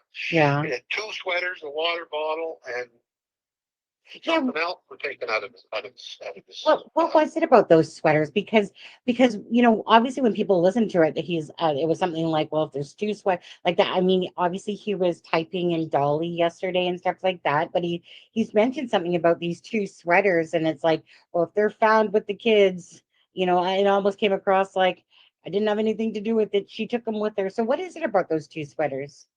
Well, that's what he was worried about. That these people, like, they took the blanket, they took part of the blanket out, set that up to make it look like an abduction down the road. They took the blueprint, they set the blueprint up on the pipeline to make it look like the kids were in the woods. So they were sort of splitting things up. And there was another couple little things that they found. Now the searchers were all through there, and they never found this stuff. But all of a sudden, Malaya's half sister found most of it. Matter of fact, I believe it was Malaya's sister found everything. I think she found I think she found the blanket hanging in the tree. She found the blueprint up on the pipe, right? And I mean, one blueprint up by itself up on a pipeline, and I don't even think it was the right size for the kid. So and initially, Daniel denied that was the blanket because he was panicking too. He thought, oh, geez, that makes it look like I abducted the kid. So I'm going to say that it wasn't the blanket. But now, see, he's because go ahead. No, go ahead. And now he's worried about. He was worried about when he found the 2 sweaters and a water bottle, and something else, 1 or 2 things. There was 3 or 4 items missing out of his house, right at that time, and he was sure the same people that were sort of planting this evidence were going to set that stuff up for later on. Oh, okay. Yeah, right. Okay. Right. And he reported that the first day. Okay. So the Mounties had a record of that, and what he was hoping too, and I'm sure the Mounties were hoping, was that when this stuff turned up, they already knew that it was nothing. So that would have probably given them a lead on who put it there. So it was a smart move on Daniel's behalf, and it made him look guilty. It made him look stupid. Like you just said, a lot of people didn't understand. He wasn't explaining it very clearly as to why what he was talking about in the 2 sweaters a few times in the water bottle. Right. But once you talk to him and you get it, you listen to him. And once Daniel relaxes with you, the more you're with him, the more he relaxes and he chills out and he's easier to understand and then he feels. Daniel's not overly confident either as far as like an aggressive man. Daniel's not aggressive. I see that. Yeah. I want to say that before this point where I decided to start, Kent said we're at 7 weeks tomorrow. So this would have been like right around the 7-week mark. So it was a while ago, but still very interesting to hear what he's saying now compared to what he was saying then. Once you become his friend, he calms down, he gets comfortable with you. I'm like that myself. Some strangers I'm not comfortable with. And I think a lot of people are like that. Yeah. So anyway, you can see that though in his sweater. Yeah. Like you can see that in his person. Yeah. Oh, go ahead. Sorry. These are not vicious people. These are not the kind of people that. Something that went I've already said that enough. These are not the kind of people that kill kids or sell them for drugs or anything like that. So it's just not there. And as far as killers go, there's just no killers around over there. Well, there's a couple killers around this county, and I probably know them. And they're guys who if you're going to have to mess with them, well, you're going to have to get serious because there is some bad ones around here, serious guys. But most of the people that I know, we just sort of tend to stay away from them. We don't deal with them and Right. give them space. I think that's normal for most people.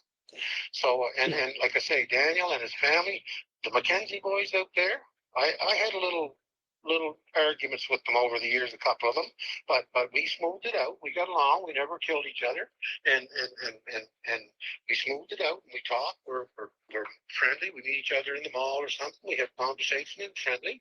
But all these guys there is rural country people that are tough boys. Yeah. And hard-working people trying to make a living just like the rest of us. And I'll tell you one thing, it's like I said before, these people love their kids. If Daniel, if it was found out that Daniel hurt these kids, I don't think he'd ever make it out of his own family's house. Because they would not put up with it any more than I put up with it with my family. They will. Yeah. You know what? They run it.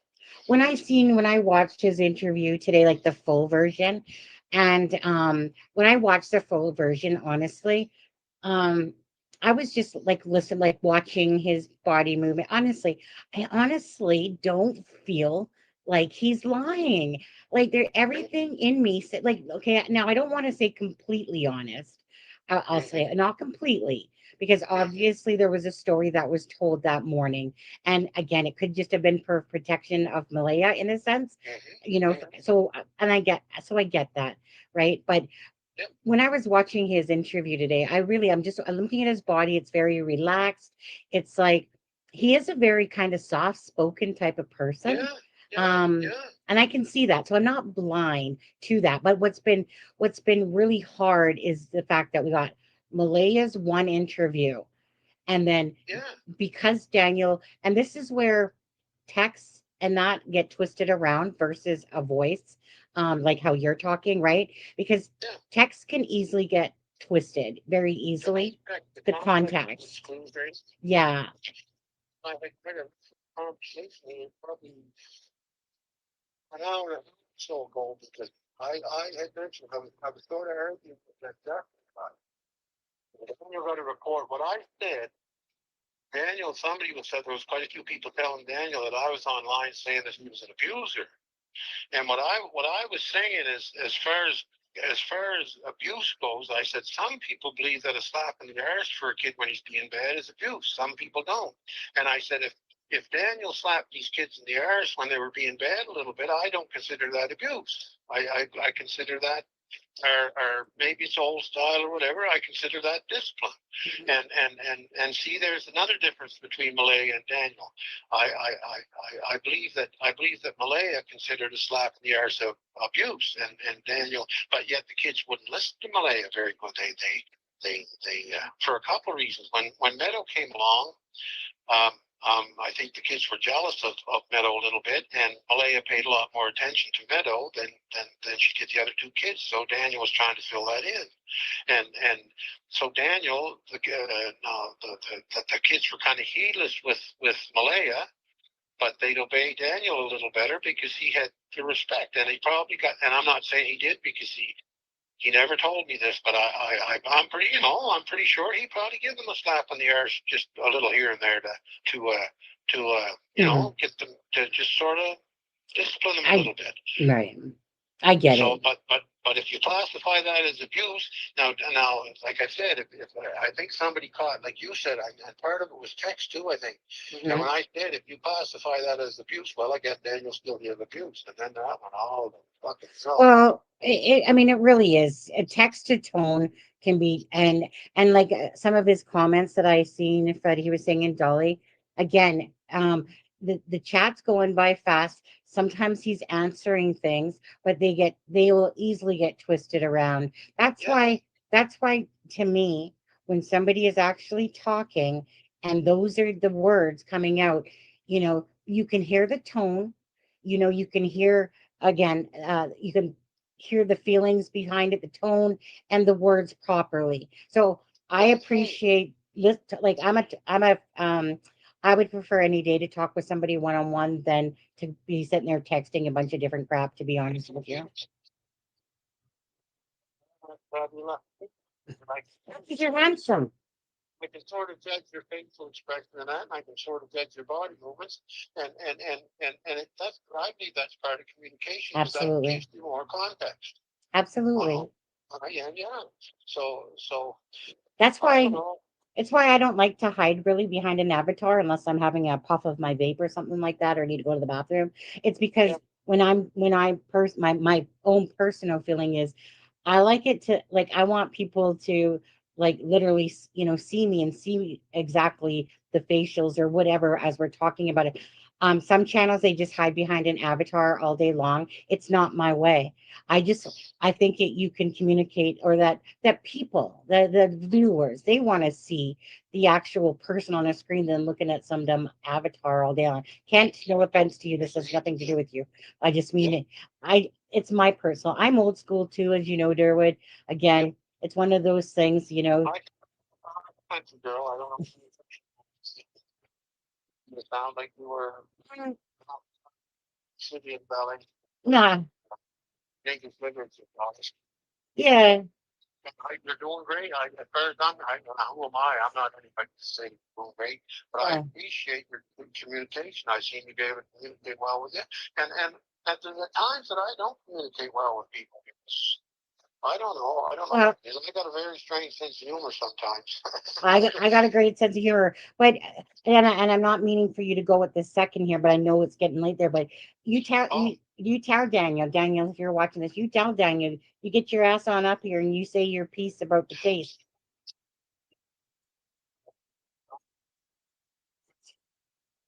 We're here for Jack and Lily and the truth. That's it. That's it. So if there's information that he legitly just wants to put out there instead of these these games, we're not into games at all. This is about Jack and Lily and A to Z, just A to Z. And saying a bunch of shit. I know this, and I know. Like, the first thing, gee, that drove me crazy. These goddamn people, I answered a few people, and they were saying, "Oh, did you check the septic? As if cops wouldn't check under the trailer. Did you check the septic tank? Oh, did you check under that blue tarp?" Well, I fucking started dancing in the back. And I said, "Well, did you check the bowl in the back of the toilet? Did you check fucking the gas tank in the lawnmower? Did you, come on, people, come on." I know. Thousands of them, they keep saying the same. Yeah, over. Yeah, see, but those for me, right? Because like I said, you got to ignore the stupid shit out there because there are people from a different planet for sure out there. But the more even those people, they're following the case because they care, even if they have a twisted sense of thought or whatever. One minute go by here, I not what because one of the questions said, "It's a good report. It's too serious sitting on information and holding anything back." And I just like to tell her, just because I give the impression that I don't like the cops and the airhole, I can guarantee you that was reported. So don't worry about that. The vehicle Right. mission and that was reported. Yeah. The only and it was reported from different people, including Daniel, including me, including some other people. So like I reported, they know everything. They know everything I know, except for the names of the people that I believe are the best candidates that were in that pickup vehicle. Right. And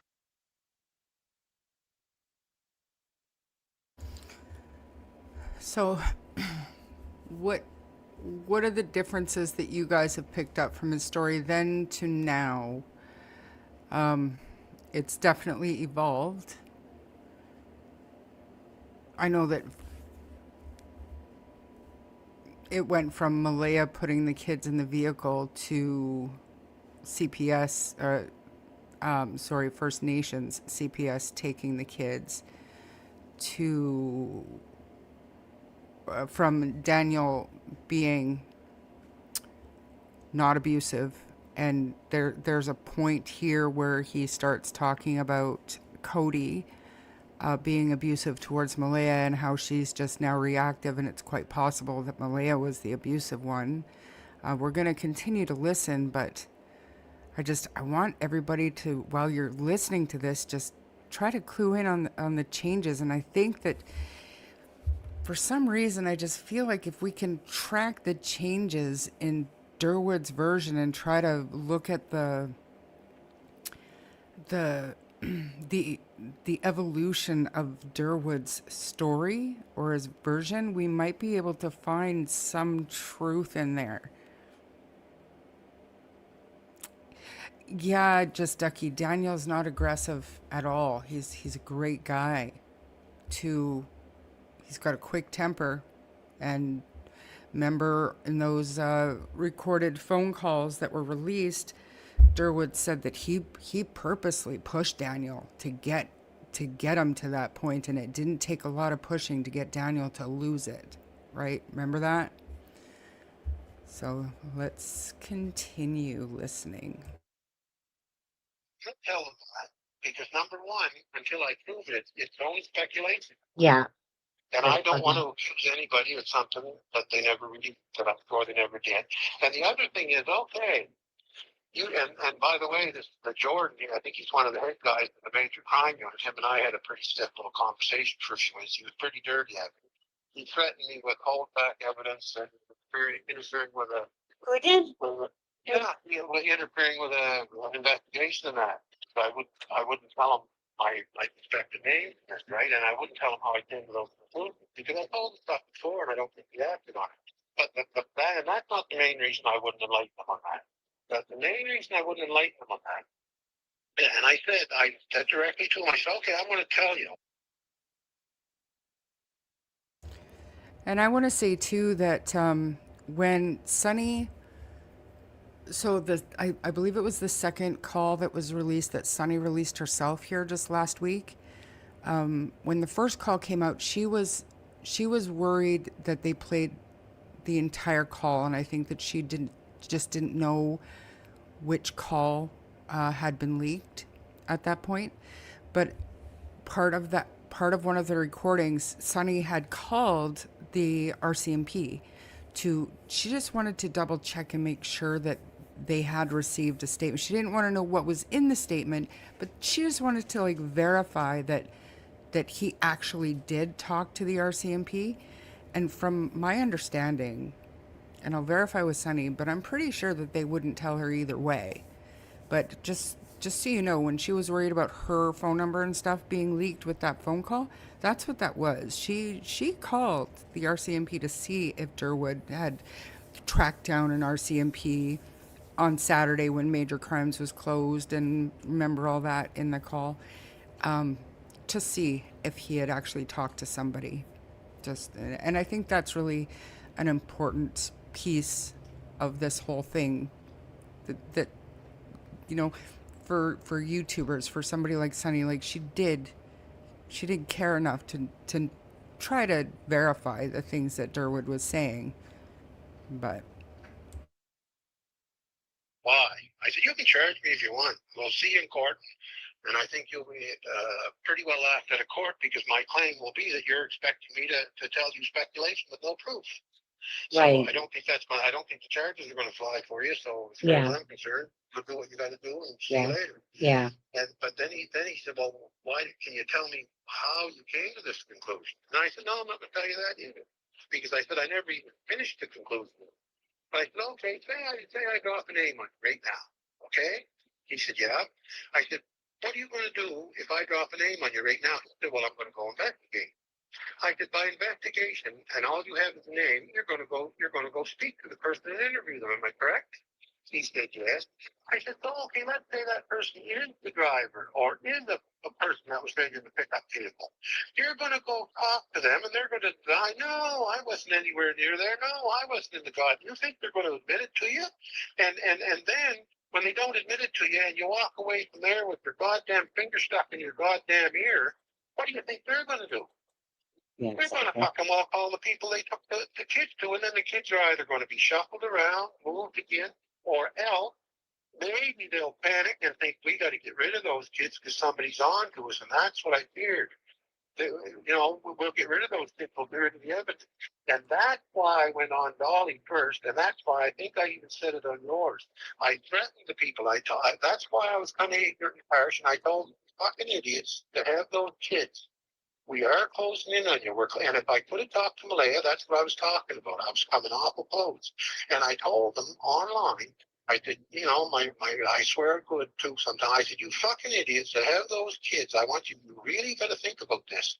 We're zeroing in on you. We already almost know who you are. So if you panic and hurt those kids now, we're going to find you anyway, and it's only going to go a lot worse on you. So your best bet, you know we're coming. I'm telling you we're coming. You know we're coming. Your best bet is to take those fucking kids, put them out into the daylight, bring them to a place where we can get them.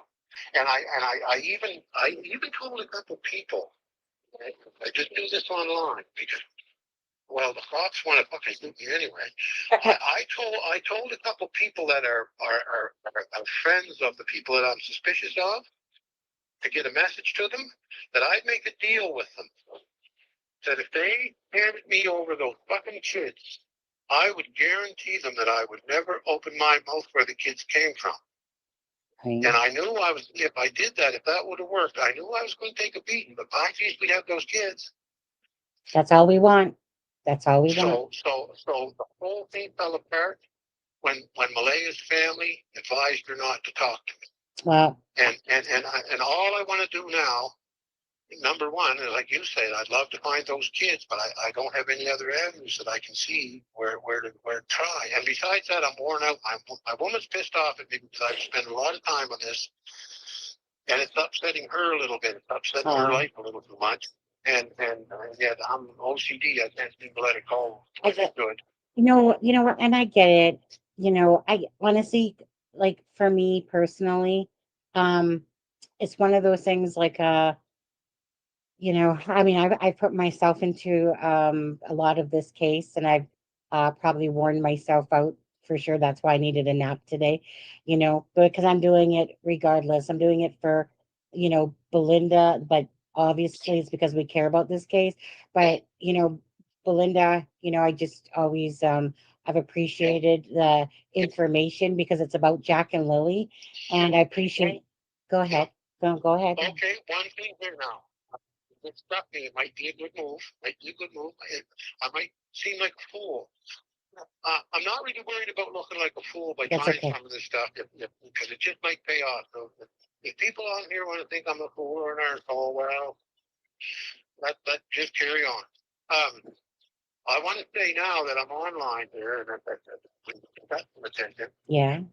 I want to tell the people, okay, I'm screwed up right now. I'll tell you the truth. If you have the kids, my link to find you is broken right now, maybe temporarily, because Malaya is not going to talk to me.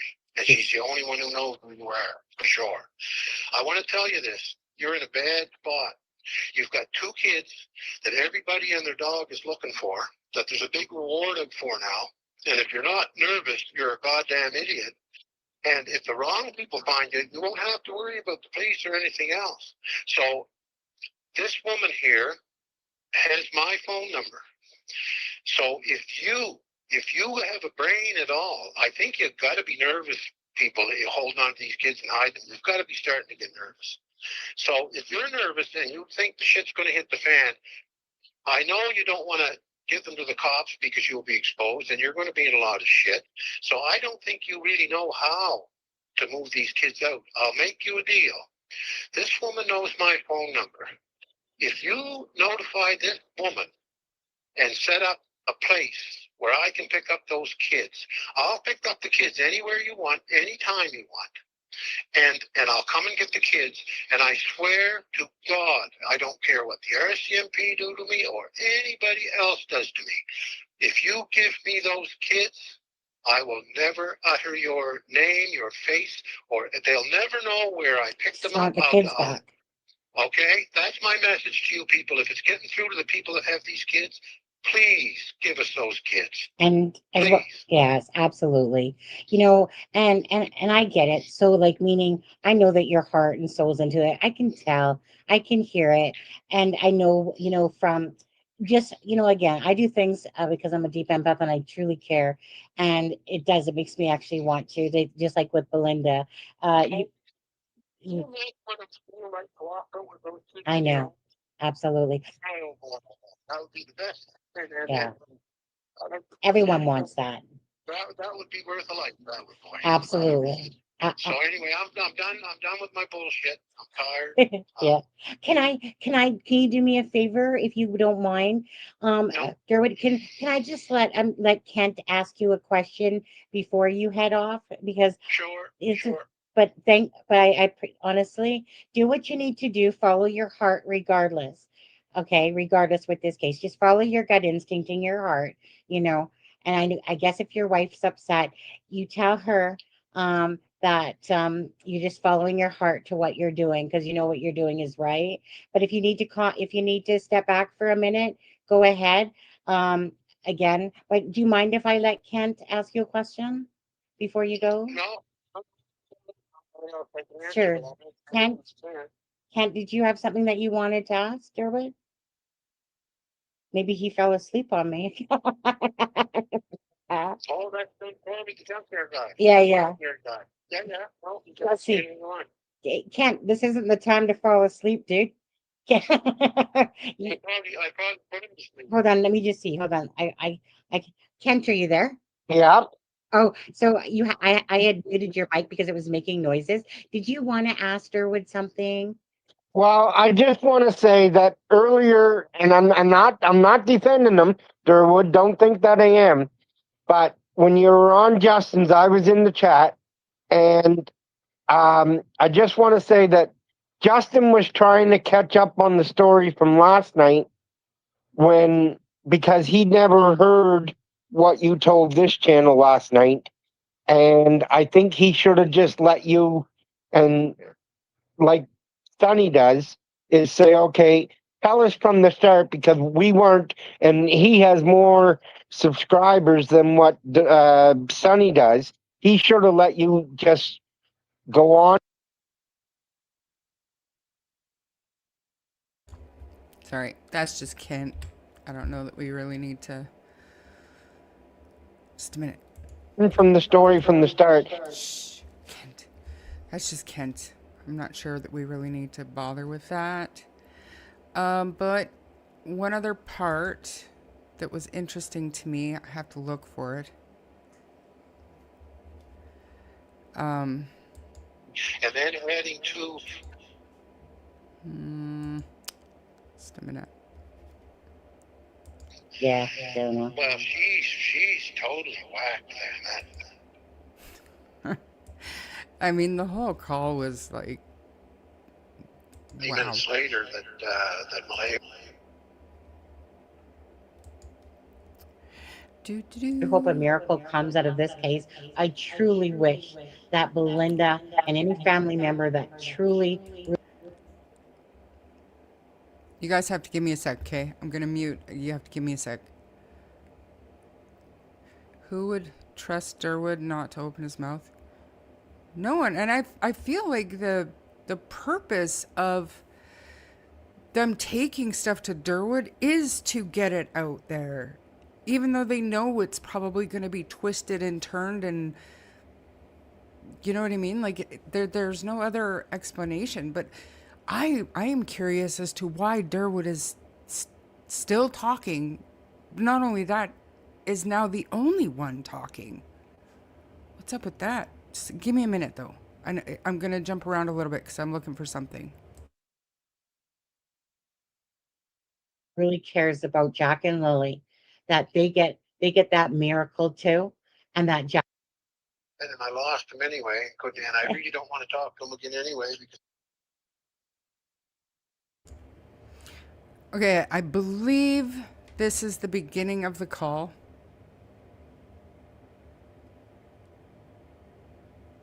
Hopefully it is. I'm gonna play it from here, okay?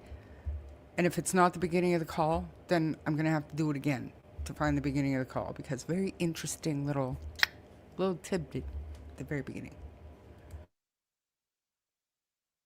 Didn't like. He was more or less arguing with me about what I know.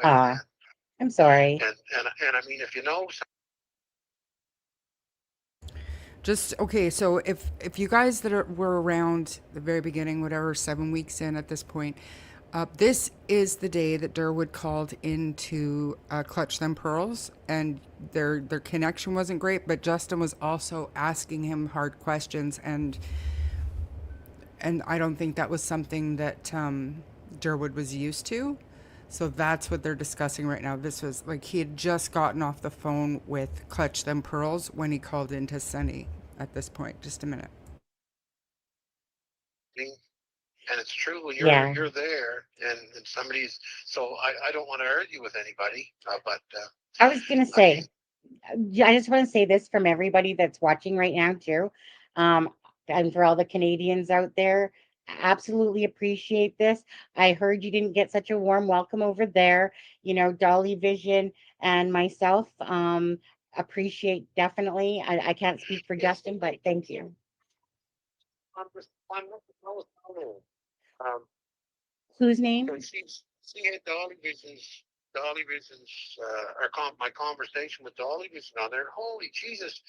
At the end of it, she said she was sure that I was involved. Oh. She said I was the driver that picked the kids up at the side road, and that's the only way I know about it. And then she was calling the cops. She was calling the Mounties to report me. Whatever. Anyway, so go on. I'm just gonna let you speak, please. I would love to hear because I didn't. Let them know that I'm here. Oh, Kent's with me on the live as well, and you said that you knew him because you're obviously from the area. But go ahead and you just say whatever you want to say because I'm looking forward to hearing what you. What was that? Did you guys hear that? I thought they didn't know each other. Haven't we heard that? That they just met each other from this case? But very important to, let them know that I'm here, Sonny. Wow. Interesting. Let's listen just for a few more minutes. You have to say. Well, wait, are we online now? We are. So just Are you on YouTube or Facebook? we're on YouTube. Yeah. Okay, no, I can see you. Yeah. Why can't I see you move or anything? Oh, are you lagging? Oh, I know. I had the stop button clicked on. See, I told you I'm a technology dinosaur, and I just proved it again. It's all good. I really am. Yeah. Um,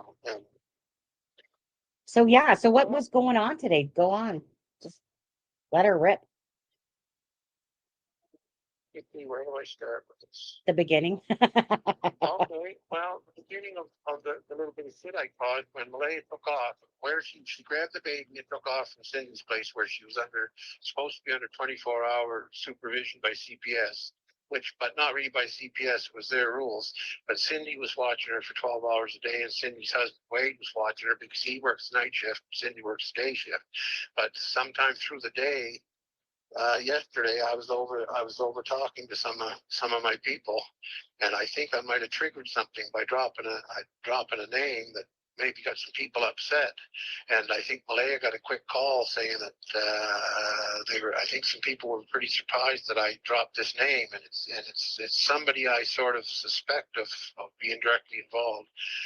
And when I dropped the name, it wasn't 20 minutes later that Malaya grabbed the baby and took off out of Cindy's place and went to the, I'm not going to say ran, she never ran, she drove. She drove to the, everybody's saying she ran, but she got in the car with the baby and took off and went to the reserve in Chupanakity, and she's there with her family now. But when she left, she broke the CPS contract of 24-hour supervision, and CPS has taken Meadow now. Okay. And I know somebody's asking in chat what was the Cindy B, it was motive means an opportunity, I believe. Or means motive opportunity. Motive means opportunity. I think that was it. Can I just say, in my opinion, it did seem Ken always wanted to believe the kids were alive. Yeah. Yeah. Absolutely. Yeah. Anyways, Let's continue. This is so interesting. Am I right? I find it so interesting just because of all the shit that's happened since makes this interesting. Name Joseph Morris, which is a YouTube creator here in Canada as well. I'm is I'm not. I'm just going to ask. Did you want to put out a name or not put out a name? It's your My name? pardon. No, I think when you were talking about you dropped a name, but I'm sure that you probably don't want to mention that. I'm sure. Yeah. I was in my stomach for the last few hours over it, and tell you why. I was coming very close. What I needed was proof, Yeah. concrete proof of who was driving the vehicle that I believe picked the kids up beside the road. In other words, who Malaya handed the kids over to beside the road. Yeah. Okay? I believed I know it. And one of them, that's the name I dropped. Oh, you And did? that's what got Right. that's what got everything cooking, right? Yeah. Yeah. But what I wanted to do now, Malaya has shut down. Malaya shut down right from her first interview. I mean, Malaya has talked to no one. Right. No one.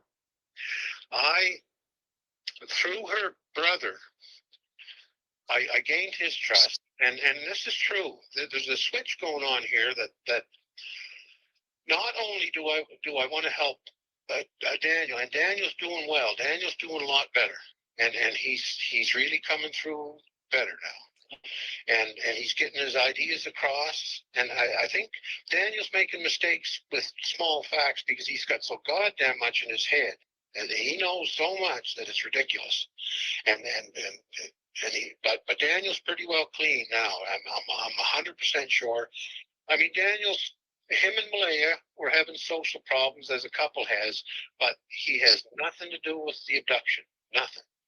Right. So, and as far as the relationship between him and Malaya, I do not step in between another man and a woman. If anything was going on in amongst the family that was, as long as the kids weren't getting hurt, I have nothing to say about it because it wasn't. As long as the kids weren't getting hurt, I have nothing to say about it. Okay. Conscious being. I usually see thirsty comments under Deception Detective video. I haven't watched him in months, but what are you referring to? Are there thirsty comments here? And I mean, maybe I'll scroll up. I know a number of people who were in here earlier. They've messaged me on the side because they feel like they've been targeted, I guess, in this chat, and I'm just gonna try to remind everybody that I really want people to try their best to respect other people's opinions, and if there's somebody in my chat that is disagreeing with you, my mods, they don't catch everything, and I certainly miss a lot of stuff. So you can block people that you don't agree with, or do whatever you have to do to stay and watch or go elsewhere, either way. But if you have a problem with somebody that's in the chat or drama that's going on somewhere else on another channel between you and somebody else, and you happen to run into each other here, block each other. Because I mean, I don't want to have to, I shouldn't have to pick and choose who stays in my channel. If you're not being disrespectful to me and there's drama with somebody else, why is it brought here? Just watch the content, and if you don't want to, then move along. If you don't want to block that person, you know what I'm saying? So I want everybody to be nice. Anyways, here's your other comment, Conscious Being. He is telling the truth, and this will cause a national outrage when it finally comes out officially. The public will demand accountability. Well, I agree with that partially. I think the public is going to demand accountability regardless of what happened. But if you're talking about Durwood telling the truth, at this point in time, if we were going to take a snapshot of what Charmaine thought back then, I truly thought that Durwood was telling the truth as he believed it. I believed at that time that whoever was giving Durwood this information was feeding Durwood a load of bullshit, and Durwood was just believing it. But being that he's continued and his story has morphed so drastically, I'm starting to think that, like, how can anybody be that gullible for this long? You know what I'm saying? I don't know. Maybe it's my issue that I'm so skeptical of absolutely everything and everybody. But for me, I feel like if he really believes this stuff, he's either lying or gullible. I don't know, just my opinion. Anyway, that caught my eye because conscious beings, I've heard that you're a certain individual. So, being that you're, being just fine, absolutely respectful. I have absolutely no problem with it. But I wanted to address that because I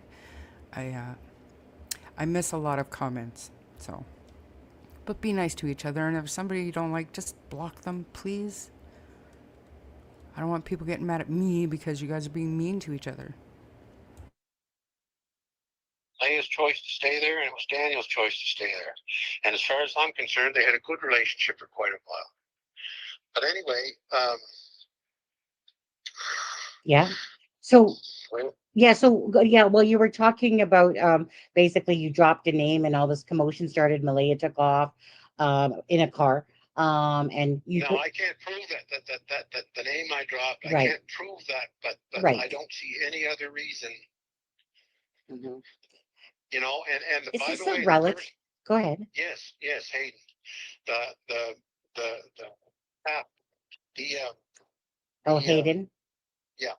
Mm. And he's a nice little fellow. He's not a bad little fellow at all. He's pretty mixed up. Like he's got a lot of feelings about the whole situation, and I might as well not get into that. Yeah. But he helped me. I gained his trust, Yeah. and I convinced him that I want to help Malaya. And I got to remind myself there's something I want to say about Malaya here too. Sure. Um, so he helped me get in contact with Malaya. I gained his trust, and he convinced Malaya to talk to me. We were going to meet later on. I was notified this afternoon that Malaya agreed to meet with me and talk to me, and Malaya trusts me too. And so at that meeting, what I wanted to impress on Malaya, I wanted to have a good conversation with her because Malaya is the only one that was there, other than maybe the drivers, who can verify to me if my name is right that I think, or she could tell me who was there. And see, once I found out where I was aiming, once I found out who picked the kids up, well, then the trail's pretty short to wherever they are. Mm-hmm. So, but what happened was Malaya agreed to talk to me, and I was actually very pleasantly surprised. I thought, we're gonna get this straightened out. We're gonna get this finished shortly. But Malaya apparently was, from what I understand, she was starting to get ready. She told her family on the reservation are the Brookses. That's where her Brooks name comes in. Yeah. And they're a good bunch of people. They're natives, and they're a good bunch of people. I believe they're Micmac, and they love Malaya, and they want to watch out for Malaya, and she's in a good safe spot with them. That's for sure. But they advised her. They were worried about her talking to me, so they strongly advised her. They convinced her to change her mind and not talk to me. So see, that lost my connection to try to find whoever was in the pickup vehicle. So I'm sort of at a loss right now as what to try next. And I think I'm almost going to have to just give up this for a while. This is getting hard on my family a little bit. There's a lot of people jerking around down here. Yeah. But I'm not scared of them if I was getting somewhere. But I think it's at a dead end right now that all I can do is maybe, like I say, if you want to learn something, the best way to learn is not be talking. The best way to learn is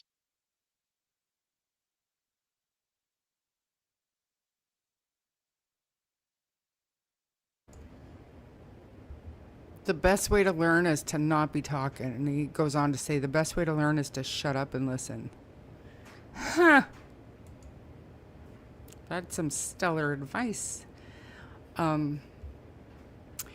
So anyways, that was also interesting about the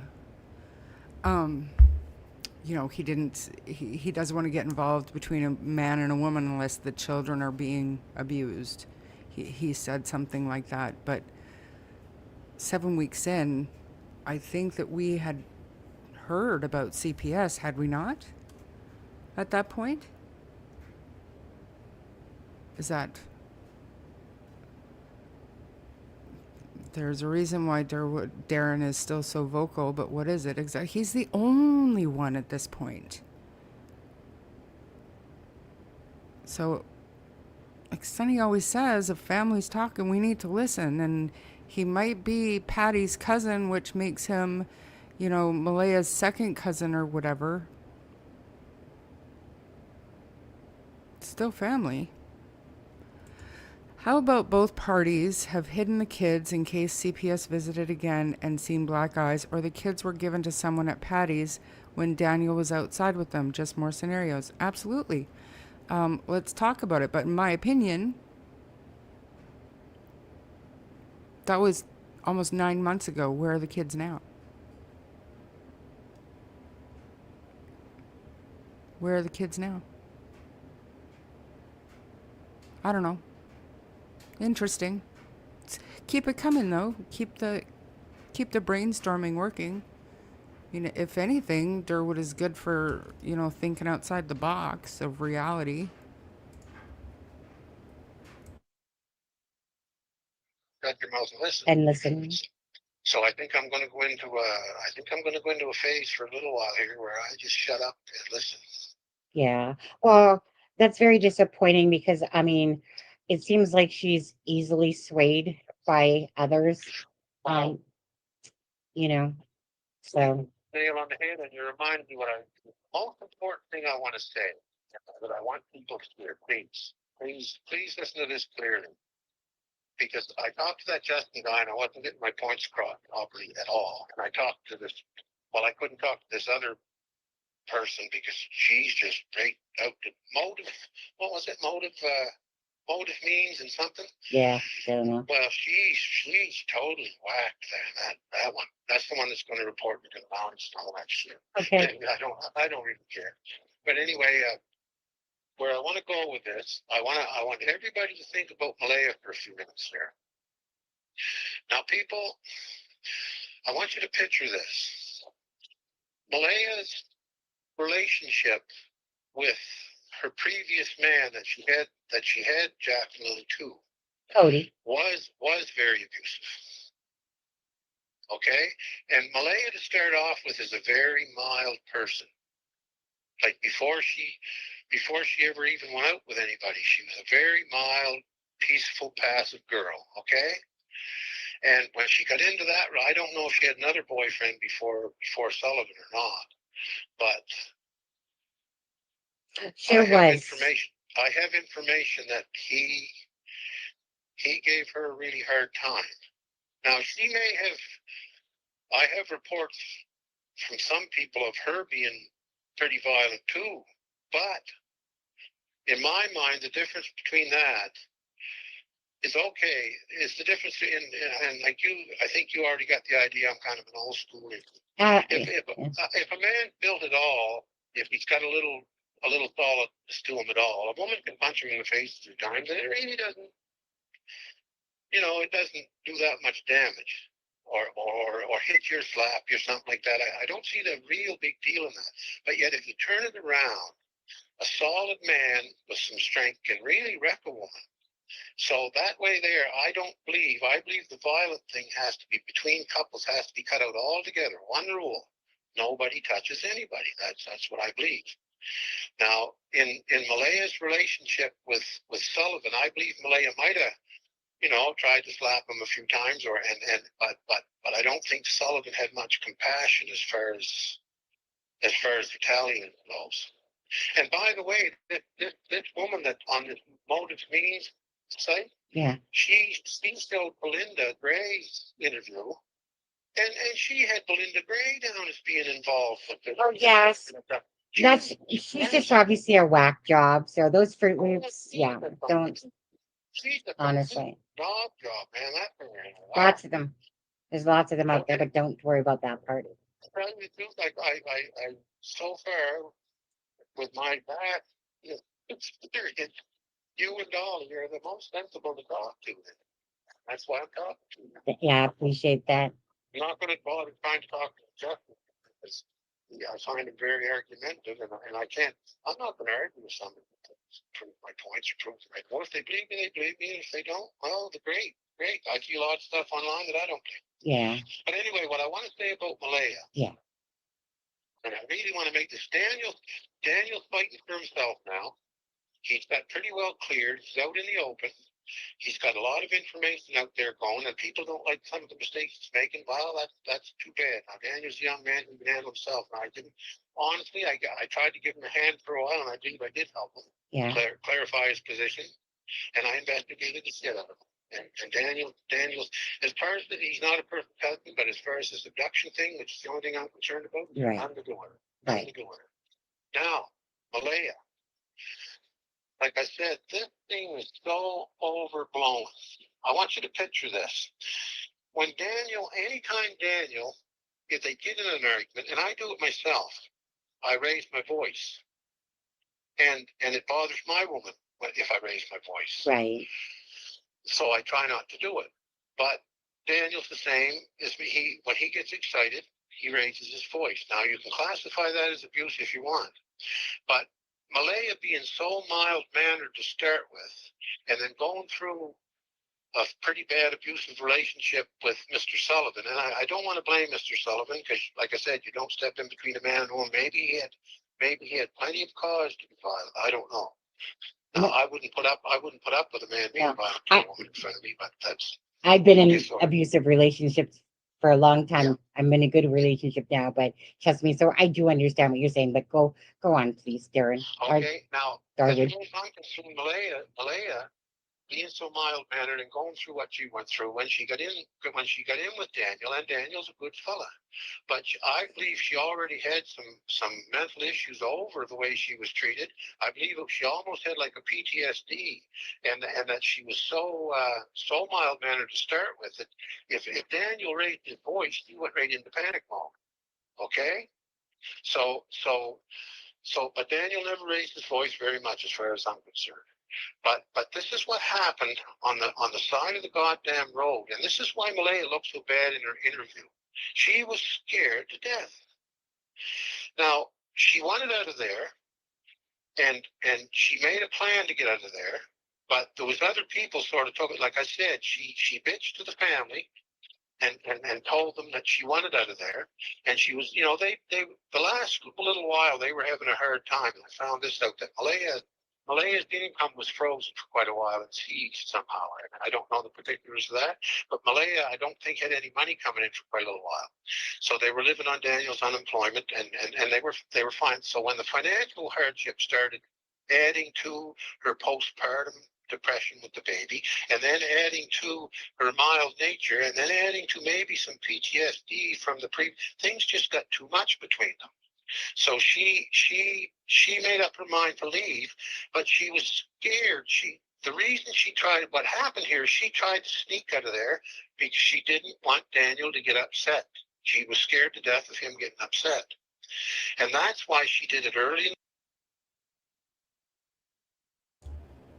This is, we could continue listening to this, but this live stream, I could actually, just a sec. Morning. That's why she's not. I'm going to put a link to this particular live stream in the chat, so if you guys want to continue listening to the rest of his stuff.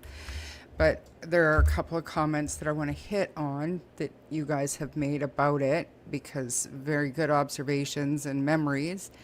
And then there's one more thing that I wanted to hit on before we go, that victim one, the survivor. I wanted to talk about that a little bit, but very, very, very good comments. If this was a regular live where I was just going through all the comments, I think we'd have a ton to talk about, but it's a lot for today. So Darren said he wasn't interfering in an adult relationship unless kids were being hurt, but didn't Patty ask Darren to help Malaya because Jack was being hurt, according to Darren? Depends on who you believe. Now, I've recently heard from Malaya's side that Patty didn't ask Darren to intervene, ever. Not even after the kids went missing. So, like, I don't know. But, I mean, fair point. It very much contradicted himself right there. That's excellent, excellent point. And then I saw somebody was talking about, this Cody used to abuse Malaya and Lilly per court documents. No, that's not true. The court documents, it wasn't Lilly. It was actually worded in a different way, that something about a hammer, but threatened a hammer, but it wasn't Lilly. And I'll just say this, and I'm not saying that it's a lie, but women, men, anybody can lie if they have questionable morals, or they feel like they're the case on its face doesn't have enough merit to win. They can lie in court documents. So we've never heard from Cody. We've never heard from Malaya, either one of them, about that. We've heard from Belinda, and she has never said that her son was abusive towards Malaya. Now, we can believe that if we want to, but I've never seen proof. So it's not, to me, unless you think Cody had something to do with the disappearance, it's not relevant to this discussion.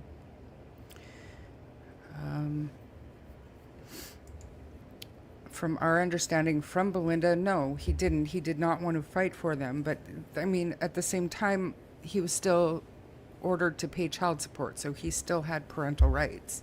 He just didn't exercise them.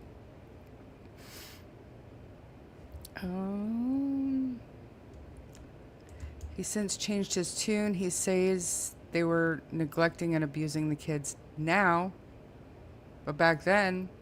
But this is a man that claimed to have been family, and he knew the situation, and he was the voice. He was who we were all listening to. But it's clear now that he hopefully can at least admit he didn't have a clue. Cody was using drugs. No life for children to be around that. And I believe Belinda even said alcohol as well. So, I mean, true. It wasn't in the docs. We've never seen that custody application from that Malaya made for custody of Jack and Lilly. So it is, it's speculation to even talk about it, and I don't think it's helpful, in my opinion. How would he know? That's my point. Back then, he didn't, but he sure sounded like it. He sounds like a grandpa who's, he doesn't sound unlike Winnie the Pooh. If you just close your eyes and listen, he sounds like a man who's telling a story. I don't know. He should, if he goes to prison, because, Ed Kemper, and I mean, this is kind of a, but Ed Kemper in prison, he recorded audiobooks for people. You can go out there and you can purchase audiobooks that are read by Ed Kemper, the co-ed killer. So if Durwood goes to prison, he should look into reading children's books, because he has that voice. You know what I mean? I don't mean any disrespect about that either.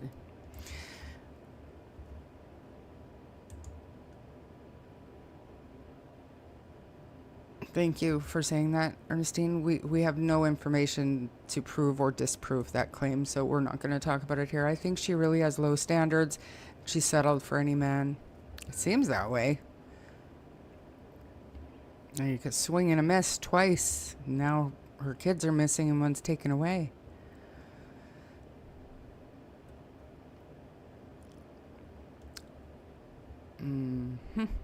You see how, and I mean, it goes on and on in the chat, you guys. You see how one comment where we have no evidence to back it up, it can steer the conversation a certain way. And that's exactly why I want to not talk about stuff that we have no proof or information to back it up. I mean, the only person that's ever spoken of their relationship has been Belinda with any first, I guess even secondhand knowledge. Belinda has spoken about her son very, very little. Other than that, we take Daniel's version of what Malaya told him. So we can't take that with any, we can't give that any validity when it comes to Jack and Lily's disappearance, in my opinion.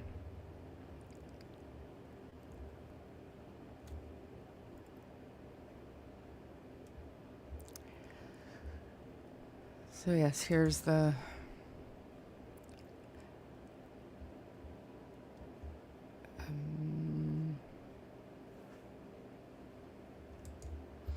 it's not that he hardly knew them.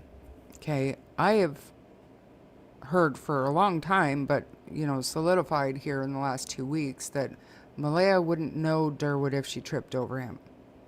So take that for what it is. She doesn't know the man.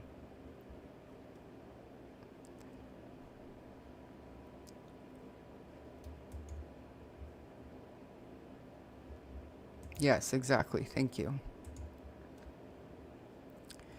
See what I mean? This is all, I mean, one comment can steer the entire conversation, and we need to stop doing that kind of stuff. Tia's saying bull to court docs. Yes, it's court docs. You can't say that, because I've been told the same thing by the same person, Tinker. My point is, that person has not built up any credibility with me by his own doing, and I've never seen them for myself. And it's possible that a woman will lie in a court filing. So you can't say that it's concrete truth. You might as well say 1,000% ironclad, because that's how much credibility you should give it. Stop talking about it in my chat, please.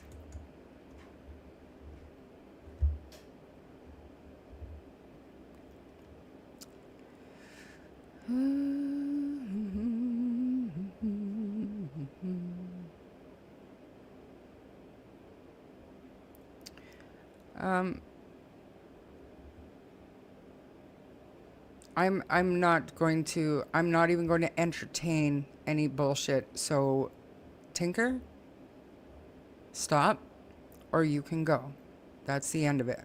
It's the last I'm going to say about it.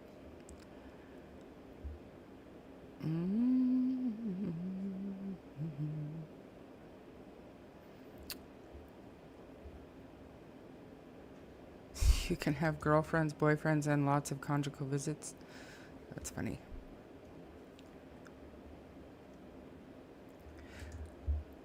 Belinda, was it known to you if Daniel and Malaya would fight? I think we know that Belinda wasn't involved for a good portion of the relationship. So I think I'm sure Belinda has answered, but it's fair to assume no. That's the thing with CPS Family Court. They allow you to give your version of events and statements, and people can and do lie, but unless you lived with them, you don't know what did or didn't happen. Right. Malaya needs to talk. Yep.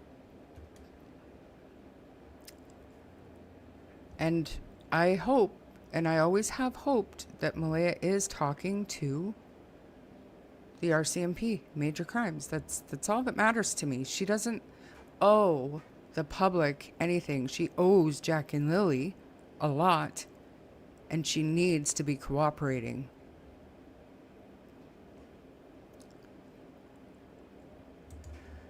Malaya said Daniel didn't like coming here. She also said they were very happy. So in fact, you guys, I wasn't going to do this, but I'm going to do it. We can, I want to do, okay, so maybe I'll just, so Belinda had, Let me see if I can make this bigger. This live that Sunny did was about the text message that Malaya and Belinda had, and Belinda gave Sunny permission to share it. So that text message was about what we are discussing right now. Malaya, can I ask you a question? Why did you stop visiting with the kids? I just thought you needed time to convince Daniel he had nothing to worry about. I remember you said he thought you were only coming because you wanted to see Cody, but I don't understand because we invited him too. And Malaya said he never wanted me to go, and I never knew why he was controlling. See if I can, because I don't want to. Okay. And then Belinda said, why didn't you give us your address? We would have gladly come for visits. And Malaya said he never wanted me to give it. I never wanted to stay there. And Belinda said, I really wish you would have reached out. We would have done what we could to help. So, I mean, she did answer that way back in the day. And is Malaya telling the complete truth? We have no way of knowing. It's unfortunate that we have no way of knowing, but that's just the facts of it.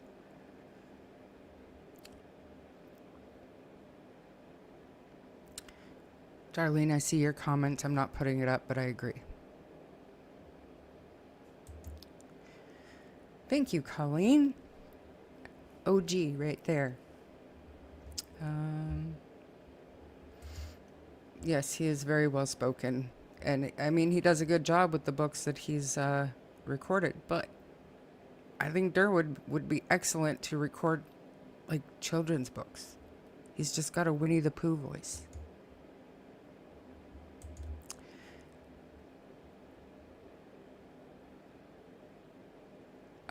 I don't recall, Addie. I'm sorry. Does anyone remember Logan telling a child it's bedtime? Yes, Jack, it's time. Yes. Yes. That happened. But I'm pretty sure her child's name is Jack, so.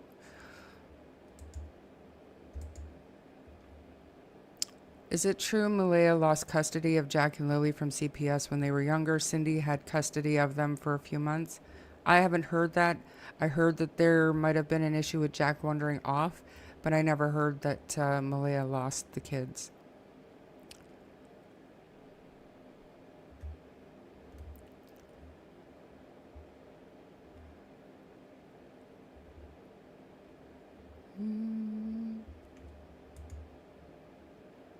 Does she not? Yes. 3 sides to every story. His side, her side, and the truth.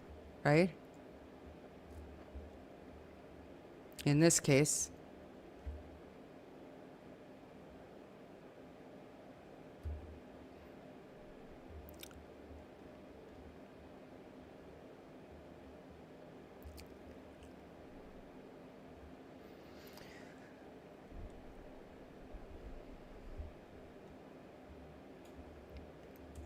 Jack William James Sullivan.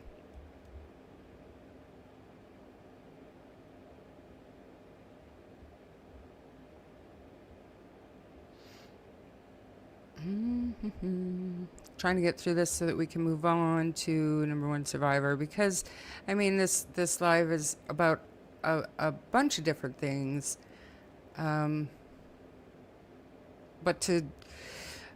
we have to pay attention, I think, to what Durwood is saying, because Durwood won't stop talking. He's desperate to tell his story. He wants people to believe him. He wants the attention. So respectfully, without, you know, saying my usual fuck Durwood, I'm listening.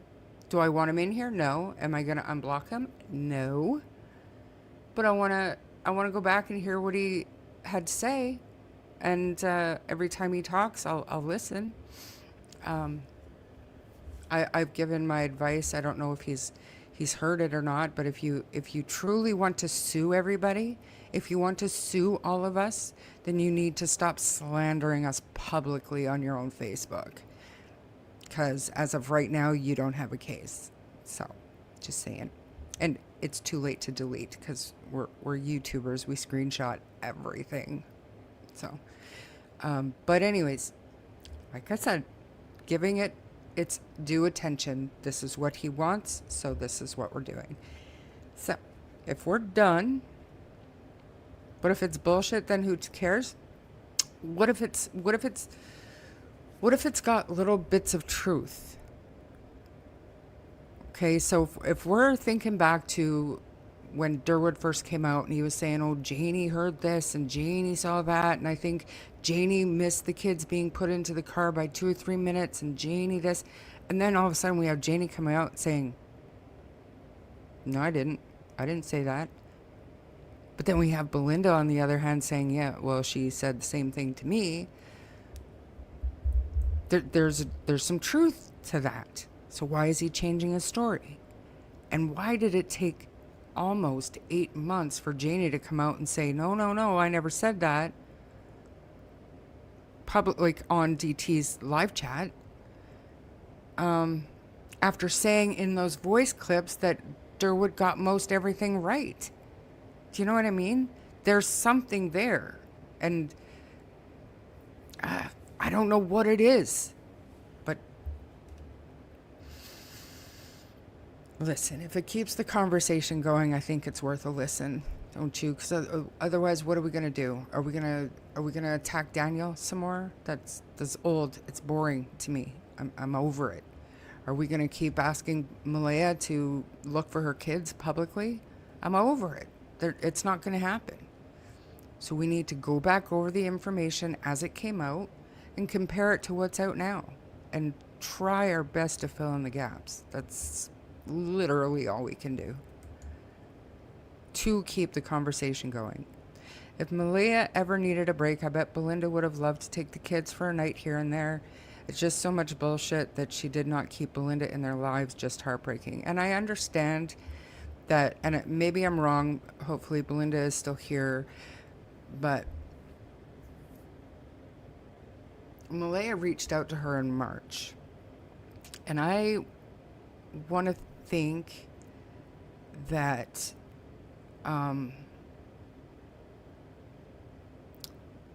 that was to build a support system, if that makes sense. Because now I know, and it's been confirmed by both sides of the family, that Janie wanted them out.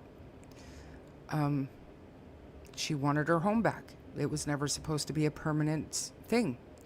So if Malaya was planning on leaving Daniel, was she trying to rebuild her support system by reaching out to Belinda? I know the visit that was being planned or whatever in March never happened,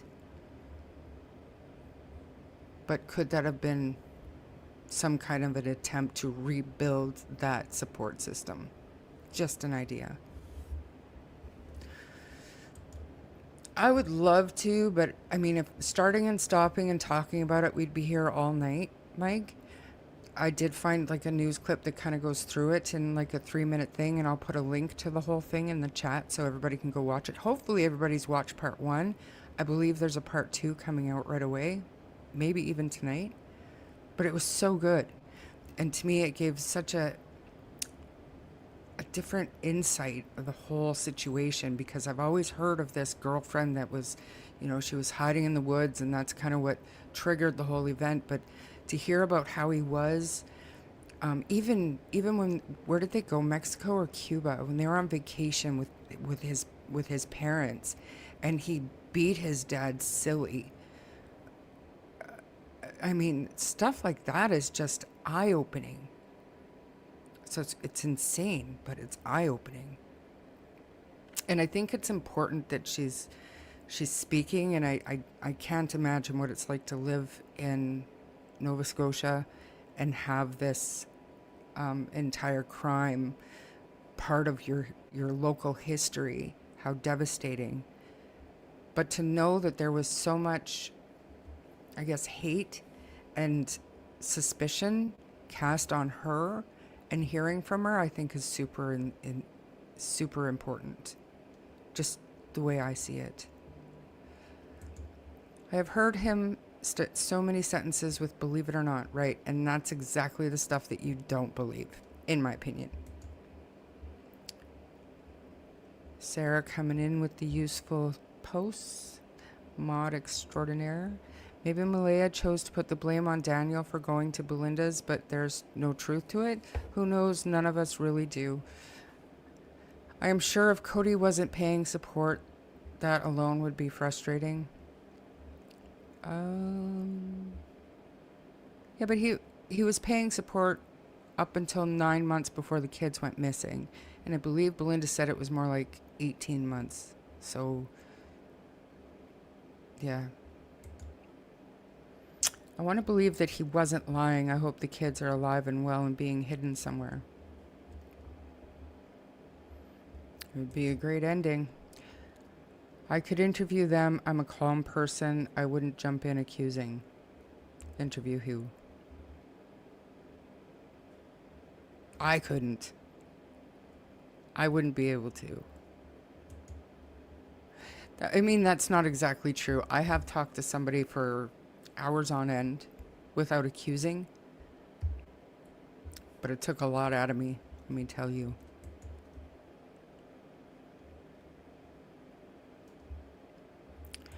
Malaya said she was going to bring the children around for a visit in March.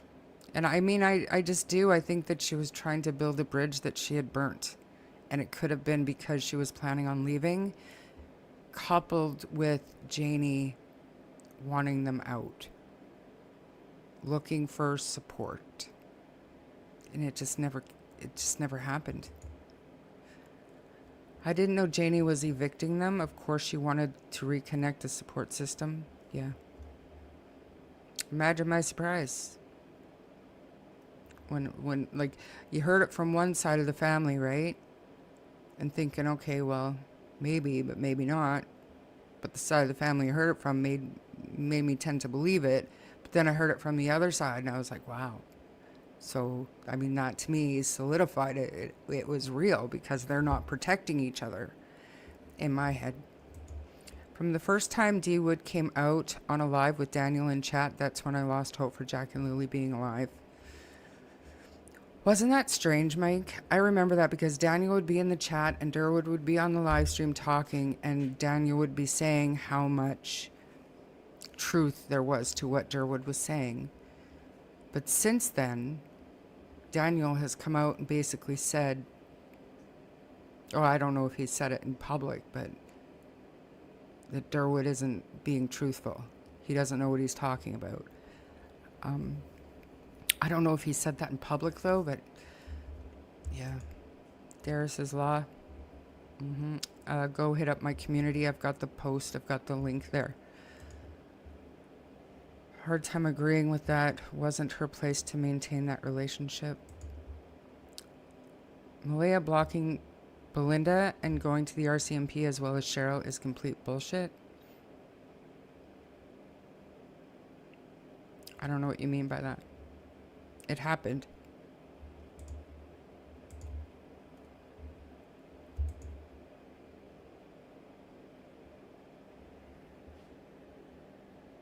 I can't blame Janie for wanting her trailer back. That place of hers must be freezing.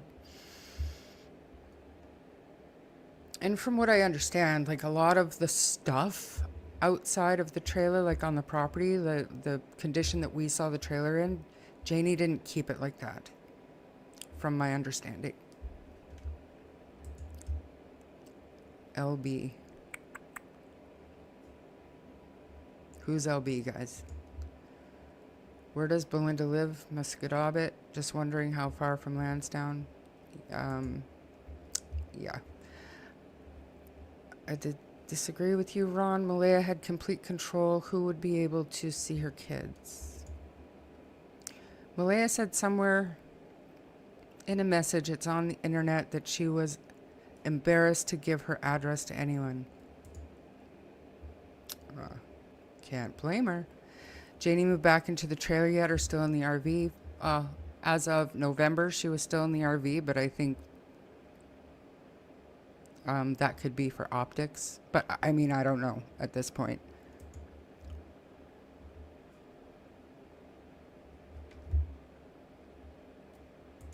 It certainly is. Belinda's 45 minutes away. My ex owes me $65K in back support. My kids are all adults now. Was poor a lot of years. You can still raise your kids with little to no money. Sure can.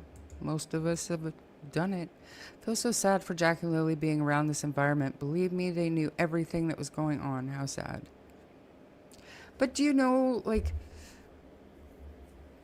kids adapt and things become normal. As sad and as tragic as that sounds, it becomes just their life, and they're not equipped to dream of a better life with more money or cleaner environment. Do you know what I mean? They might wish their mom played with them more or went outside with them more, stuff like that. But as far as their lifestyle, I think kids, it is the way it is, right? I don't know that they were exposed to a lot of neighbors' families who had, different lifestyles than them. So it would have just been their life. Remember, they were only 4 and 6. Any word on what happened to the kids' quads? No. Actually, no. Why not? I wonder. Tinker Daniel said why she is still in the RV.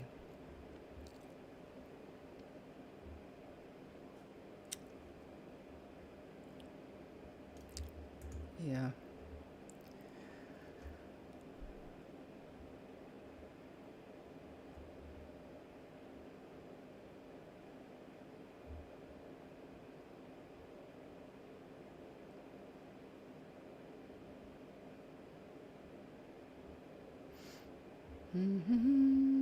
Just looking through before I play this last little news clip, and I'm hoping everybody will go and watch that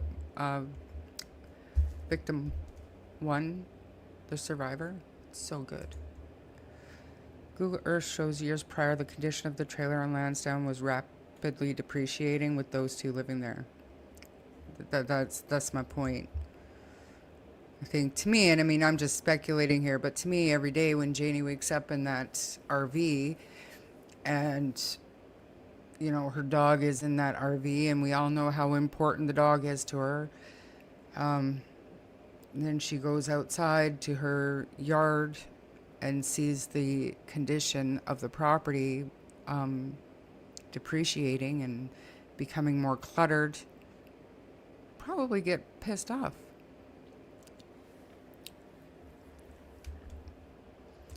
Where did you hear Janie wanted Malaya to move up? Oh no, not just Malaya. Malaya, the kids, Daniel, all of them. And I heard it from the Martel side, and I heard it from Malaya's side. So I don't expect Daniel to admit that to anybody. Start thinking what the children would have been thinking. You might get further ahead. These children were driven away out of desperation. Keep searching, RCMP. But again, like 6 and 4 years old. Do you really think that they thought there was a better life out there somewhere that they needed to run away and go search for? 4 and 6 years old. Maybe. But I don't know. I doubt it. And Bullet, good to see you. Bullet, good to see you. I had a son who separated, but his ex always kept me. And I did too. My daughter was old enough when she decided she didn't want that relationship anymore. So, but there's no unwritten rule that a mother has to accommodate that.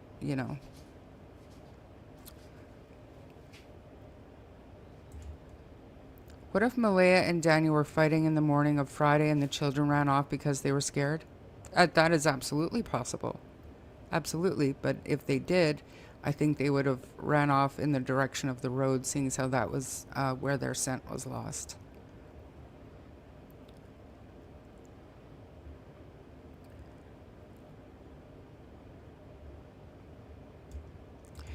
I don't believe that. I know I was 6 and it drove me into the bush, but I didn't get lost. Yeah, I mean, it's possible, Paul, but I just, to me, my opinion is no. But it's just my opinion.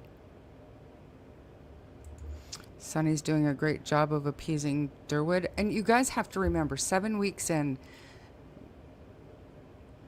Sunny was trying to believe Durwood. She's skeptical, but trying to believe it. I remember our conversations backstage without Durwood, and I was the hard ass, and I was never on board, but the other two wanted to believe.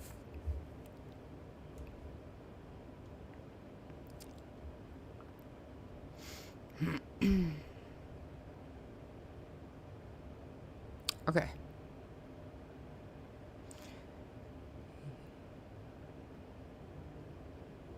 Wishful thinking. I mean, it's good to have hope. It is good to have hope, absolutely. But hope based in reality. And to me, it's not realistic to believe that the children are being hidden by First Nations CPS, or that Malaya took them and hid them to save them from organized crime, or Durwood, what's wrong with Sunny? You wouldn't believe the story he was telling there. Darren was on with Sunny. The story he told is completely crazy. I agree. I do agree. All right, let's. But you know what? Sunny, quiet. Okay, I want to pull up this news story. Everybody knows about Gabriel Wortman. The which one was it now? That one. Okay.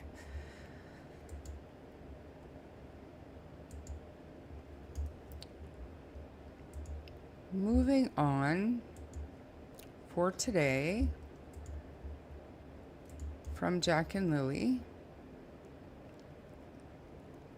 And please, everybody, if you have ideas of conversation that's not accusing anyone of anything, in the spirit of keeping the conversation going and keeping Jack and Lily's names out there, please email me. Emails taken across the bottom. It's hard to stay away from the bullshit and accusing people, but keep on talking. And that's all that matters to me, is just keep on talking. Where did it go? I just had it here. There it is. All right. All right. What federal marshals can go on Indigenous reservations? We don't have federal marshals here.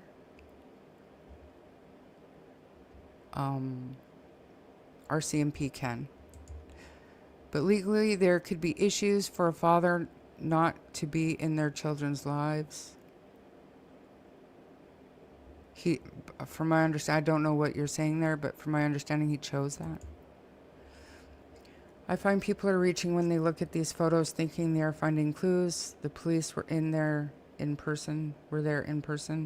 Right, but I will say that I talked to people that were there, family that was there on site, and nobody, this is going to be crazy, and I'm not digging into it today, maybe another day, but nobody knows for sure if the RCMP searched under the tarp of that RV. I'm just going to leave that out there.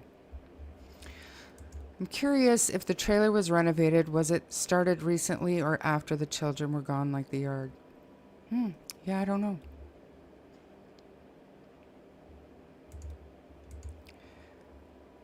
It was done before, way before. Is that when he took the closets out?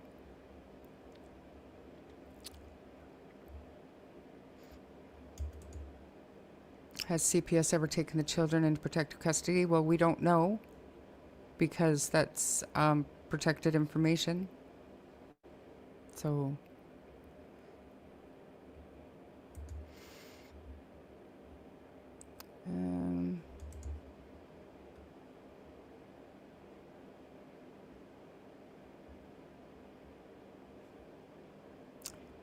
what's happening with the latest PI female that was investigating this case, where she put clothing pieces to RCMP, which they didn't follow up themselves? Has anyone heard from her again? Respectfully, no comment. Oh, good.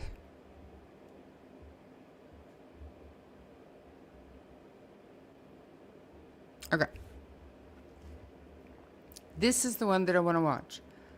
Again, before we go, I will put a link to the actual Survivor CTV show and look out for the part 2 of it. So, just, okay. Let me know if you don't hear it. 'Cause I'm pretty sure I hit share audio. All right. Oh, no. It's muted. The Banfield and Gabriel Wortman took refuge from the COVID pandemic. They spent their 19th anniversary in a building they called the Warehouse, where he kept his prized replica RCMP cruiser and also a cache of guns. After a call to friends in the U.S., Wortman loses it. He just started yelling and you're being a bitch and call me the C word. To escape his fury, Lisa calls it a night, but then Opens up the door and he's like, get up. And then he's on top of me and he's grabbing me by the neck, choking me. And it's like, Gabriel, like, just stop. And he goes, and I said, just stop. It's going to be okay. it wasn't okay. Wortman sets fire to the cottage, drags Lisa back to the warehouse, and then locks her into the back of the cruiser, collecting his guns and ammunition and putting them onto the front seat. And I'm thinking, I got to get out of this car. She breaks free and escapes into the woods. And I just started running through the woods, and it was so thick, it was just hitting me in the face. And then I just dropped to my hands and knees and just started crawling. To the hollow of a tree where she took refuge. I could hear things, nothing. As if fireworks, clearly it was like, then all of a sudden I heard two guys and could hear them plain as day. Hey boys, or hey fellas, and then bang, bang, and then dead silence. And I'm thinking I was that close. What Lisa Banfield did not know as she shivered in the hollow of a tree on that cold spring night here in Portapic is that Gabriel Wortman was on an unconscionable killing spree. With 22 victims, over 13 agonizing hours, he terrorized the province, outrunning police until the next morning they cornered him at a gas station and shot him dead. Suspect is down. The Mounties got their man. Now they focused on Lisa Banfield, not as a victim, but as a suspected accomplice. She gave them 4 interviews, including this visit to Portapic. Were you surprised? Did you feel like it was an ambush? That's what I felt like. And then RCMP stunned everyone, charging Lisa and 2 relatives with buying ammunition for Wortman. When he asked you to get bullets, did you feel that you had the option at all of saying no? Well, I just tried to reiterate, like, why do you need more? You have lots of them. And he's like, well, you know, we need to protect ourselves. So- but had I have known that that's even illegal, I would never put my family in that situation. Or myself. Like, Dr. Peter Jaffe is a world-renowned expert on domestic violence based in London, Ontario, who provided an assessment to the Mass Casualty Commission that was struck. Lisa Banfield had no choice or option. I mean, she was being controlled 100% by her abuser. Her lawyer insists the charges, which were eventually dropped, re-victimized Lisa. She went from being victim number 1 to public enemy number 1. There's a local reporter who used the term the witchification of Lisa Banfield. Do you feel it's an accurate term, witchification? I do, because people that are involved, it's sad because they're hurting and I feel their pain. So I think that's fantastic. So here's the thing. I see a lot of, comments in the chat, and I would love to learn more about everybody's thoughts on Lisa Banfield, her book, this Survivor Victim 1, because, admittedly, I don't know enough about it, but here's where I stand, and it's no different than the Jack and Lilly case. If there is a possibility that somebody is a victim, I don't want to disparage them by calling them a liar or, you know, if what victim one, the survivor, says is true, then this woman doesn't have, my heart breaks for people that are, you know, throwing suspicion and shade at her. She was charged for committing a crime, supplying him with bullets. Fair enough. But beyond that, I mean, I would like to know why people are suspicious of her, and see facts to back that up. But I'm not going to sit here and attack her. Just like I'm not comfortable with sitting and attacking what we think Malaya might have been doing, other than the fact that she hasn't been looking for her kids in public. That I have no problem speaking on because that's a fact. That's just a fact. I'm the same, Rom. I have no time for conspiracies. So I would like to learn more about this person, this Lisa Banfield. So if you have anything you want to talk about her, send it to me. I would love to play this whole thing for you, but again, we're over 3 hours now, and I'm gonna end it. But before I do, I'm gonna click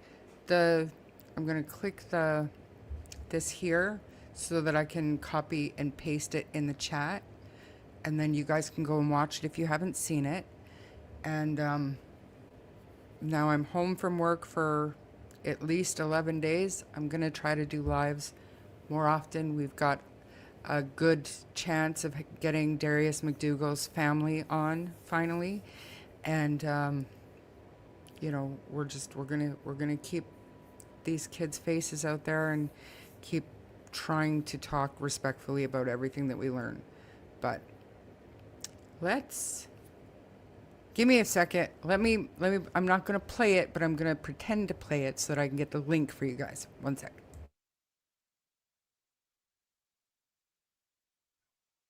We have just had a shooting on Highway 4. Female is deceased on the east side of the road. Break. All right, there we go. Here it is in the chat. I have no idea if I can pin stuff. Can I pin it? Nope. I can put myself in a timeout. So there you go. If you're able to click on it, perfect. Otherwise, just copy and paste the link.